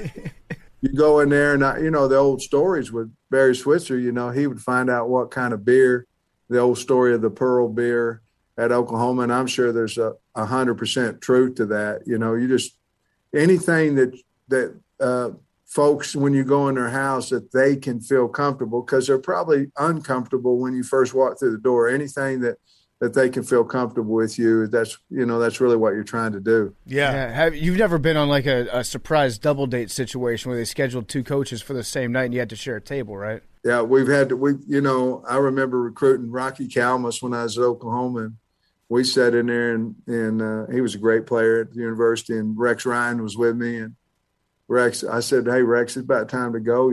Oklahoma State's sitting out there. He's like, oh, hell with Oklahoma State. We're just staying here. And his brother was the defensive coordinator. So walked by the car and said, you guys are wasting your time. We've already sealed this thing up. You find you can be third and fourth in line on a quality player, and you just sit out there in the driveway or on the street just waiting your turn. If you pulled up, let's say you're recruiting the two of us, and you pulled up and I said, hey, what I really want to do, Coach, is I want to watch a movie with you. You sit there and watch a 2-hour movie? Done it. I've actually went to the movies with Dan Skipper. Really? Yeah, and trying to get him. He picked it. It was a horrible movie, by the way, but I can't remember the name of it. It was awful. But, yeah, if they want to watch a movie, we'll watch a movie. They want to go out and shoot hoops. I'm not going to make many of them, but I'm damn sure going to be out there shooting them. It just whatever they want to do.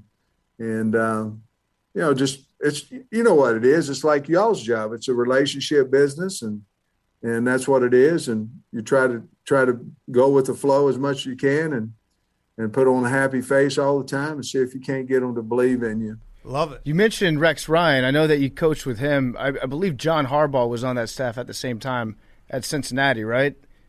Man, Coach had a hell of a staff there, not including myself, obviously, but Don Martindale was on that staff, who's D coordinator at the Ravens. John Harbaugh was there. Rex Ryan was there. Bob Wiley, who, was the coach for a lot of NFL teams. He was there, myself. I'm sure I'm missing some really quality coaches, but those guys were all there on that same staff in 96. Yeah, so what was that like? Who was it? Was there an alpha? Was there you knew that Rex was the alpha? Oh yeah. Rex walk in a room, light it up. He still can. That's just what kind of personality he was. John was Coach Harbaugh was one of the most highly respected guys on the staff. I can still remember the day that he left Cincinnati to go to Indiana, and I was out on the road with the head coach, and he called me. He was nice enough to call me and say, I'm getting ready to call the head coach. And I was like, oh, hell, it ain't going to be a good recruiting week for me, but John was such a special teams coach. I mean, he was outstanding. That's how he got his break in the NFL, or not break. I mean, he earned it, and then turned him into, man, what a quality head coach he is. Wonderful man. So there's a story about how you invited Rex down to help you build like a playscape in your backyard, and how Rex he's not a very handy guy, allegedly. So maybe there's another story that you might have about Rex what's like a talent that Rex has that you wouldn't necessarily expect him to have? Well, really, the story on that one is that we built. I'm the carpenter, and so he asked me over to build a fort for his kids when we were at Norman. And then his big quote was, "Tornado can come through here," because it was so big. He said, "Tornado can come through here to wipe the house out, but the fort would be still standing." Well, then when he got the Ravens job, he flew me out, and we built a fort that was 3 levels of fort.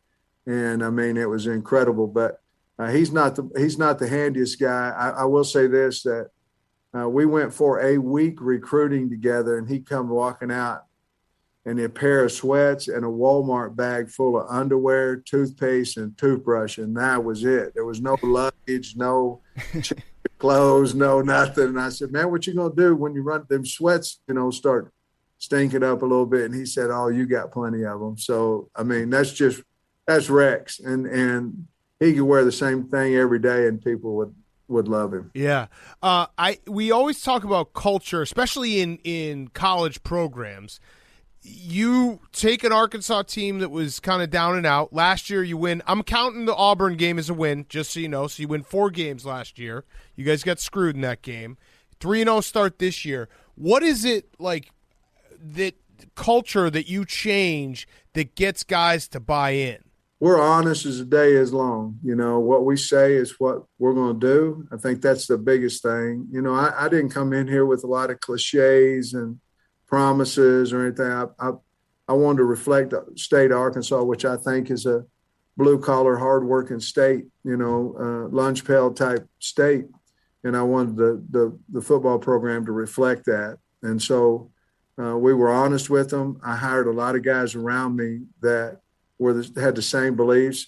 The number one thing, if you're selling something, and that's what we are, you have to have a whole lot of people believe the same thing. And you can tell whether a person believes that Arkansas is the best job in America or they don't. And I want a lot of guys around me that believe that, hey, this is it. And I know people think I'm crazy when I say I think this is the greatest university in the country. I do. I mean, that's my opinion. I can have it. And that's what I believe, and I wanted people around me to believe the same thing. And once you get that going, your players start believing in it a little bit more, and then, it can go up like wildfire, Yeah, and the fans, the Arkansas fans are special. They're a special bunch. They can definitely smell the BS from a mile away. When you were going through the process of, maybe becoming the head coach, did you know that Hogville was like tracking the plane numbers, the tail numbers on all the jets? Did you have to take precautions so that, your flight wouldn't show up on a message board? No, I wasn't. I'll be honest with you. I wasn't very far along in the process. I'd talked to Hunter Yurchek for about 20 minutes, about a week before I got the job. And I went home and I told Jamie, I said, I don't know if he does interviews because, out of respect, because people wrote letters and all that kind of stuff. But I just didn't think I had any kind of chance. We were getting ready to play LSU at Georgia in the championship game. So I didn't pay much attention to it, to be honest with you. But I heard they were tracking flights and all that. They sure weren't tracking them to me, because they didn't come out there and see me until they come pick me up. And now, do you know exactly why you had Arkansas football blocked on Twitter when you got the job?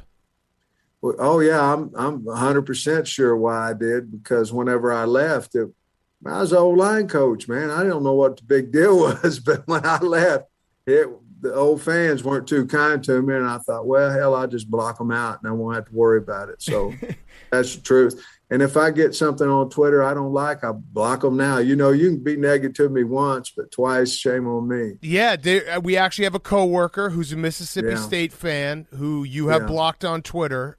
He asked me to ask you to unblock him. Nah, I'm not going to do it. Love it. I love it. I respect your decision. Well, also the fact that Brandon's let me say he's this. asking to be unblocked. He might be a wonderful person, a wonderful man. Nope.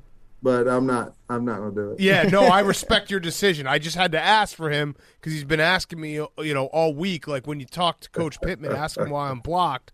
He knows why he's blocked. He knows why. He knows why he's blocked. He might have made a weight joke. Let's just say that. Okay? Mm-hmm. So he deserved to get blocked. I stand by your block of him. It is very funny, though, that you got hired by Arkansas and the Arkansas football account tweeted out, like, hey, can we get unblocked? I didn't know it, and Kyle Parkinson, our SID, he came to me and said, hey, do you know you have, the football program blocked? I said, no, I didn't know that, but we unblocked it quick, fast, in a hurry. I can promise you that. Yeah. I love it. I was watching some of your Yes Sir videos to get ready for this interview, and you've got the best. It's the best catchphrase. It's simple, it's to the point, but it's great because your Yes Sir hits different. And I was wondering, could you teach us, like, what are the keys to saying yes, sir?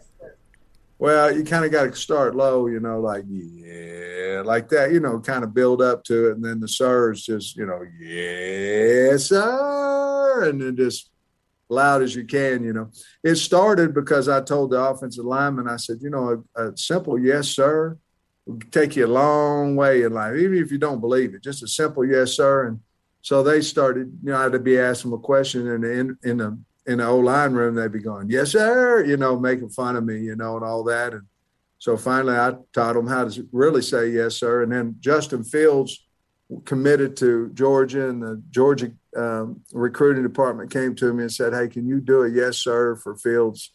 I said, I didn't even recruit him, I can, but it looked kind of silly. And so I did it, and then it kind of caught on. Then every offensive lineman we ever, recruited after that, it was a yes, sir deal. So maybe that's why Justin Fields transferred to Ohio State. I know the real reason why, but maybe he transferred because he's like, I don't know this guy. Can blame me for that. Yeah. That's right. Yeah, he's like, I don't know this guy. Why is he taking credit for recruiting me? You're 100% right. It was my fault. Last question for me, and this has been great, Coach. We appreciate your time. We are good friends with the Must Bus. So how often do you talk to him? This seems like a full culture swing for Arkansas, both basketball and football. Everything's on the up and up. He's a neat dude. I mean, he's so much more involved in media and all those things that I am, and I get a laugh out of it. It seems like every week he has a 3 or 4 part series about going to the game and, wears T-shirts, Pittman for Coach of the Year, all that kind of stuff. But he's a really good dude, high energy. I mean, unbelievable energy. But he supports the heck out of me, and hopefully he feels the same way from me to him. But I think it's really kind of cool here because we all support each other. And I'm talking about softball, track, every sport, golf. I met with some ladies from the golf recruiting team last week and softball as well. We just want the state of Arkansas to do well in all sports. If we can help, we certainly will. And he's that way. He's a wonderful person. Let me throw this out there. It's been a while, it feels like, since we've had like a prominent power forward tight end combo in college. Maybe we get a dual recruiting thing going with you and Muss, and you guys find a guy who can do both. I'll tell you this, I'd let him be the lead recruiter if that's what the case was. It's pretty dang good, So, but heck yeah, we'd take some of them big guys that can jump. We sure would. Yeah. Lend them to us. So they practice 12 months a year nowadays. Yeah. When he shows up, when Eric shows up and he's like, hey, can I put on a pair of pads and a uniform, get a picture taken for my recruiting purposes? My only complaint with that is like the jersey that I saw him wearing, it fit too well. You got to give him like a center's uniform. You got to make him your 7th center. Give him that triple XL. You're right, man. But, I don't think he'd do it because, he always got to be looking good, So I don't know if he'd do it or not. I'm going to try it, though. You should do the opposite and get dressed up in an Arkansas basketball uniform, maybe like old school 70s, the small shorts. Somebody told me the other day, somebody texted out or whatever it is, and Musk took his shirt off after some big win, and they were like, "Hey, Pittman," I was, "Oh, hell no. Come on. That is not happening." If you beat Alabama this year, you got to take your shirt off in the locker room. Say it right. Let's do it. Come on. Set it up. I can't do it. Come man. on. All right. How about if you win the SEC I championship? ain't trying to embarrass myself any more than I already do. I think SEC championship game shirt gets popped off. I'd have an undershirt on underneath if I did that, I think. Nobody wants to see that. All right, well, Coach, we really appreciate it. Can you give us your best yes, sir, before we head out? Yes, sir. That's good. I love it. I'm pumped And that up. is why Justin Fields transferred to Ohio State. That's why he went to Ohio State quick, fast, in a hurry, right after I did that video. It's my fault. Apologize to Georgia, Bulldog Nation. All right, well, thanks so much, Coach. Good luck this weekend. It's my pleasure. I really enjoyed it. Thanks, guys. Good luck, Coach. We'll be pulling for you. Yeah. Go Hogs. Okay, let's wrap up. Guys on Chicks. Shout out Dave & Buster's again, by the way. Our favorite place in the world. Ding, ding, ding. Go get more. Ding, ding, ding at Dave & Buster's. Guys on Chicks. Hank, what's the mood at? Where are you at? Where are you at mentally? What's your mental state at? It's Two-Man Tuesday. Kind of every Tuesday is the same. Yeah, you seem a little down. No, I'm good. Just Tuesday. You have a good weekend? Down. Yeah. A little tired. Did you go to the gym? I did go to the gym. You get beat up? Your trainer spar with you? Yep. Kick your ass? Sure did. Are you hit? Yeah, Hank's boxing sparring? trainer is a female. Yeah. So he's punching a No, not classic bar stool. It's not boxing. It's Muay Thai. Okay, Muay Thai. He's just wrestling around with her. You're getting choked out by jiu-jitsu? Nice. Yeah. It's actually Muay Thai, jiu-jitsu, and capoeira. Is it Dance? capoeira? They dance in between rounds. Yeah, he dances. And he chess. dance fights her. They dance, then chess, then fight. It's pretty much a date, honestly. Like, that's my dream date. I'm just waiting for Hank to be like, are you guys done? You fuck? Okay, we're done. New Hey, segment. guys. Hank on chicks. Hank's trainer. What? What's wrong? No, I just... Never tell us anything ever again. Correct. Okay. My boyfriend recently told me that when he's wearing shorts, he pulls the bottom of his shorts up so that he can pee out of the bottom rather than having to untie the waistband. Yep. Is this something that all guys do, or is he just some lazy weirdo? Yeah, no, I've done it a lot. And in fact, like, during rugby games, that's the only way that you can pee. Sometimes guys would pee on the field just by taking a knee, pulling one of the shorts to the side, and then it's really tough if you get tackled into that later. It's actually incredible. You know how they always are like, if sports didn't exist, you'd use your brain power to cure cancer, we'd be on Mars or whatever. I actually think that the majority of male brain power is figuring out how to piss in certain situations. Like there's nothing better than pulling off behind a open car door piss and being like, I am a genius. That's a good This one. is the smartest man alive, me. Actually, right here. the real genius move is on NFL sidelines when somebody has to piss and they just stick towels down their shorts. Yeah. And they just pee hands free. Yep. I might just start doing that, just rolling around with a backpack filled with like hand towels. Yeah, you ever peed off a moving bike? That's one that I've done. That's fucking awesome. That's like George Carlin's. You'll never see a man take a shit while running full speed. Yeah. I never thought I would see somebody peeing on a bike. Try You it. just peed your pants on a bike. No, I peed off the bike. Wait, were you on the pegs and somebody else was pedaling? No, That was would be funny. Pedaling, and I was leaned over. This is so much cap. I could absolutely do it right now. Get me a bike. Jake, I need a rating. Is this cap? I could get me a bike. Why would I? That's don't we have a bike, KB? That's the stupidest thing to lie about. Should I bring it in? Yeah, but where could I go though? Where do you want me to go? But how is on it the possible? New York? On the streets, I'll probably get arrested. You know what we should do? My dick will be out. We should bike around Manhattan and then no, too not far, get too off. far. And then- Next time we're in a different location that maybe like we're in a hotel where we can go behind the hotel. I'll fucking do it. We prove all you wrong. You would just your knees are moving up and down so much. No, you kind of lock. You kind of coast? lock. You kind of coast. Oh. And also you got one hand. You can go no hands too. I can go no hands on my bike all day. Are you standing up on the pedals? No, you're kind of leaning over.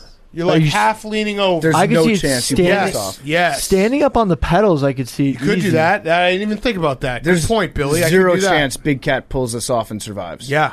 Now, obviously, you get a little bit of pee on yourself, but like, who cares? A tiny bit of pee on yourself. I'm with Hank. This sounds like Cap to me. Why would it? That's such a random thing to say. Smells like some motherfucking Cap. It's all right. I will prove it, and then you guys have to buy me a bike. If I prove it, I already got you a bike. You gave it to someone else within a week. Actually, it was a year, but I only rode it once. We'll get you a new bike if you can pull this off to completion. Easy. But yes, peeing in random places and pushing yourself to the limits, nothing better. One time I was doing some excavation work, some like almost demolition at this like old dirt. It used to be like a creek bed, and there was just a tube that was going into the ground.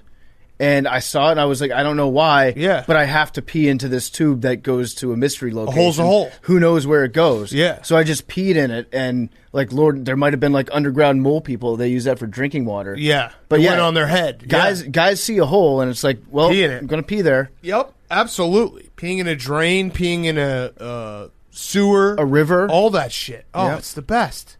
It's the best. Hey, Big Cat, PFT, Billy, Footlong, and Honk. My boyfriend got fat the past 2 years, but I like him better this way. He's been going on a keto diet trying to lose all the weight. How do I stop him? You can just sneak carbs. Yeah, it's pretty easy. Wait. No, you don't have to sneak it. Just be like, these are diet. This is low-fat ice cream, 0 carbs, and just give him regular ice cream. Just buy a pizza and have it at home, sitting right there. It's that easy. That's actually one of the more difficult parts of trying to lose weight as a father is that my son gets to eat whatever the fuck he wants. So when I'm just home, it's like, oh, he's having pizza tonight. So am I. So if you just have a pizza out, no one's ever walked by a pizza and been like, nah, I don't want a slice. Well, the good news is for you, he's definitely just losing the weight to keep you happy. Right. He thinks that you won't like it if he gets too fat. So just tell him that. Just be like, hey, I like you better with something to hold on to. But be careful, because that's a dangerous thing to say. He might take advantage of the situation. Not only that, but like just being like, I like you when you're fat that's a hard thing to stomach as a fat person. Just be like, you're too skinny. Yeah. I pooped my pants last week, pretty much exactly like PFT described. Does my boyfriend need to know? Do I specifically keep this from him? Who can I talk to about this? The doctor's a woman. Yeah, I think you should have told him when it happened, but no, being like, hey, last week, just FYI, I shit myself. Hey, just FYI, you hear that rumor that girls poop? It's true. No, that's a plot twist we didn't need. I kind of lost myself there. Our misogyny was showing, because when you started that sentence, I was like, oh, nice. Dude pooped his pants too. Fuck. I say don't do it this time, but next time feel free to share with the class. Girls poop their pants, huh? That's a thing. Do you guys want a really graphic one? Yeah. Yeah. Sure, yes, we do. Hi, will you be my daddy cat, BDE, PFT, Billiam, and Jacob? I've been in a relationship with my boyfriend for just over a year now. Overall, we have a great sex life, but over the last couple of months or so, we discovered I could squirt. Oh. Now, I'm fine with doing it once in a while, but not every time because it's a lot of cleanup. My boyfriend is obsessed. Now to the point when I squirt in his mouth sometimes when he's giving me a face party and he makes slurping noises like he's finishing drinking water out of a cup. Now he's asked me to squirt in a cup next time so he can take it like a shot. How do I put an end to this? Because I think it's pee and he's insistent it isn't, and I don't want to picture him drinking my piss like Bear Grylls would do. This is on you, PFT. That's on you. I didn't want this. I think I didn't want this. You got to let him take the shot. I didn't want this. You got to let him do it. I apologize to everyone. I don't know. I've never been in a situation like this. I don't think that it wouldn't be the first thing that would occur to me to request. But you got it's no skin off your back. If waste not, want not. That's perfectly good hydration. The funniest part is her going, "It's piss. I'm pissing," and he's like, "No, it's not." Yeah, that's the thing. So you can probably trace this back to your guy just likes it because he feels like a real man when he makes you squirt. So I don't know. I think you got to let him do it. I don't see a way out I of didn't it. want this. Charlie Brewer just transferred. He quit Utah. Transfer. Shouldn't say quit. He quit. No, he did quit Utah. He did quit Utah, but yes, he's transferring again. All right. Damn transfer portal. Jake, you want to weigh in on this one? I mean, you're the tongue king. You do love to eat box. Yeah, of course. I don't know. Okay. Yeah. Jake, is good it answer. piss? No. Jake confirmed. I don't understand how it's not piss, but I also don't understand anatomy. This is pee when you come. There's I don't actually know. a study. Some pee in there, probably. Yeah, there's definitely some like left over in the chamber. Yeah, there's pee. All right, let's end with. It's like if you hook up a beer keg to the Sprite line, and the first drink that you pour, it's going to taste like it's got a little lemon in it. Yeah. Hi guys, my fiance and I recently got engaged and are planning our wedding. He's a longtime AWL and has been trying for years to get me to listen regularly. Anyway, I'd like to formally invite you all to our wedding. It's March 2023 in Tallahassee, Florida. Nope. Oh, No, yeah. thank you. I'm going to be watching college basketball. No, thank you. So, thanks. Thank you for the invite. We regrettably Tallahassee? regrettably No offense, I used to declined. coach there. March, Tallahassee. Yeah, can't make it. 2023? Mm-hmm. Ah, shit. Avatar 6 is coming out that weekend. So Yeah. No, that's college basketball. I'm sorry, but you can't do that. You can't do that. Oh, speaking of college basketball, shout out JJ Redick. Hell of a career. Retired without drawing it out in a year-long ceremony where everyone sucks his dick. Congrats, Congratulations to him. What? It's a good thing to do. Yeah. What part of what I just said was incorrect? I love JJ Redick. Absolute legend, college basketball legend. If he announced he was retiring a year early, I don't think his NBA accolades would merit him He's one of the best shooters of all time. farewell. I mean, Wow, sounds like you really hate Duke. no, I don't. I just Damn. think I don't think it was a good analogy by Big Cat. I think I he think was it was just a hating just to perfect hate because that's what he analogy. does because he's a hater. Oh! Well, guess what, JJ? Now you're stepping into the podcasting octagon full time. Yep. This So, is yeah. so now it's real. Yeah. Now the rivalry is real, okay? Yep. You and Gloves are Tommy coming off. versus me and Big Cat. Brawl. Brawl for all. Bring it on, bitch. All right, Billy, you got anything to wrap up? Yeah, Aaron Rodgers discount double check promoting buying insurance also promotes insurance fraud. Which is another one we could add to it. Does anyone actually floss? Quick. Nope. No one actually flosses. Occasionally. Nope.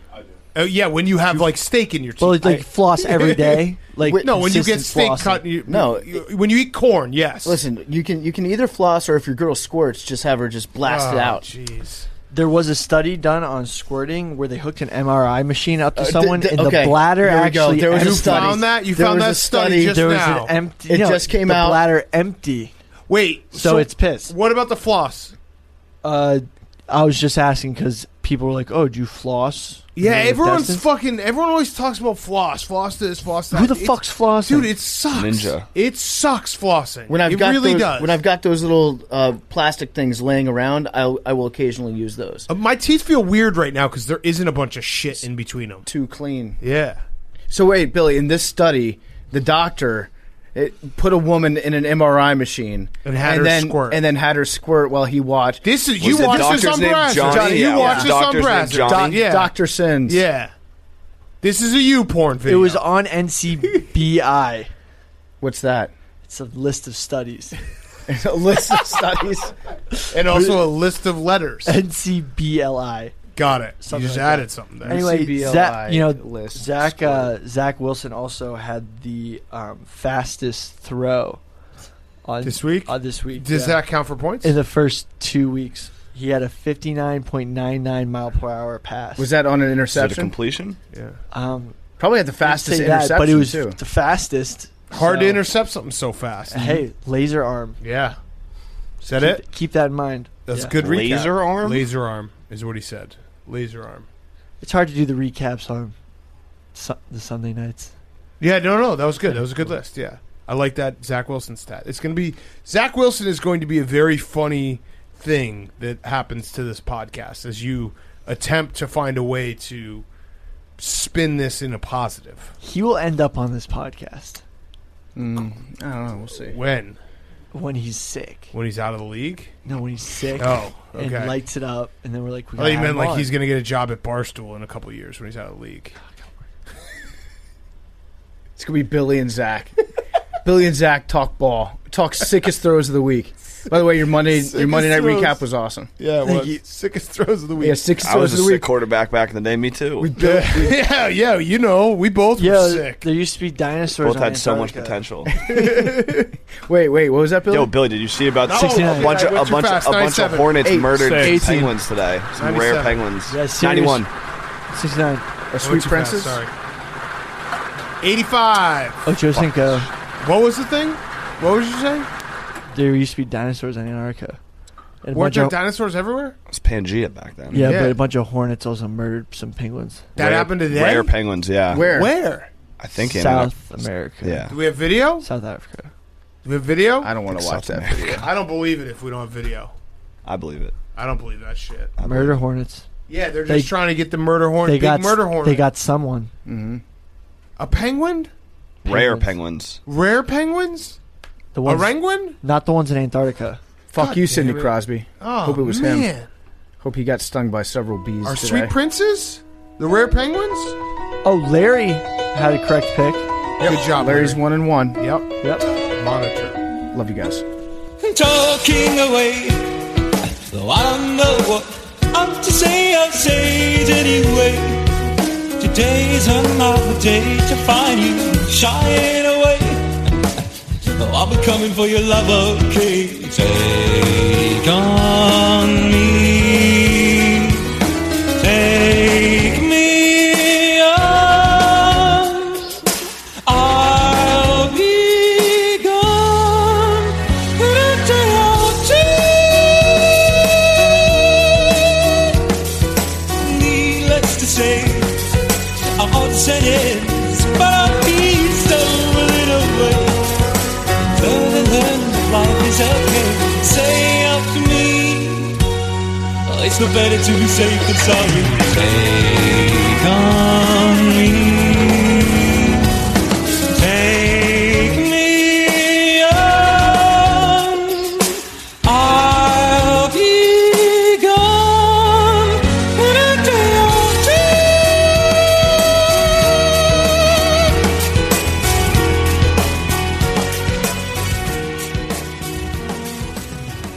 It's Pardon My Take, presented by Barstool Sports.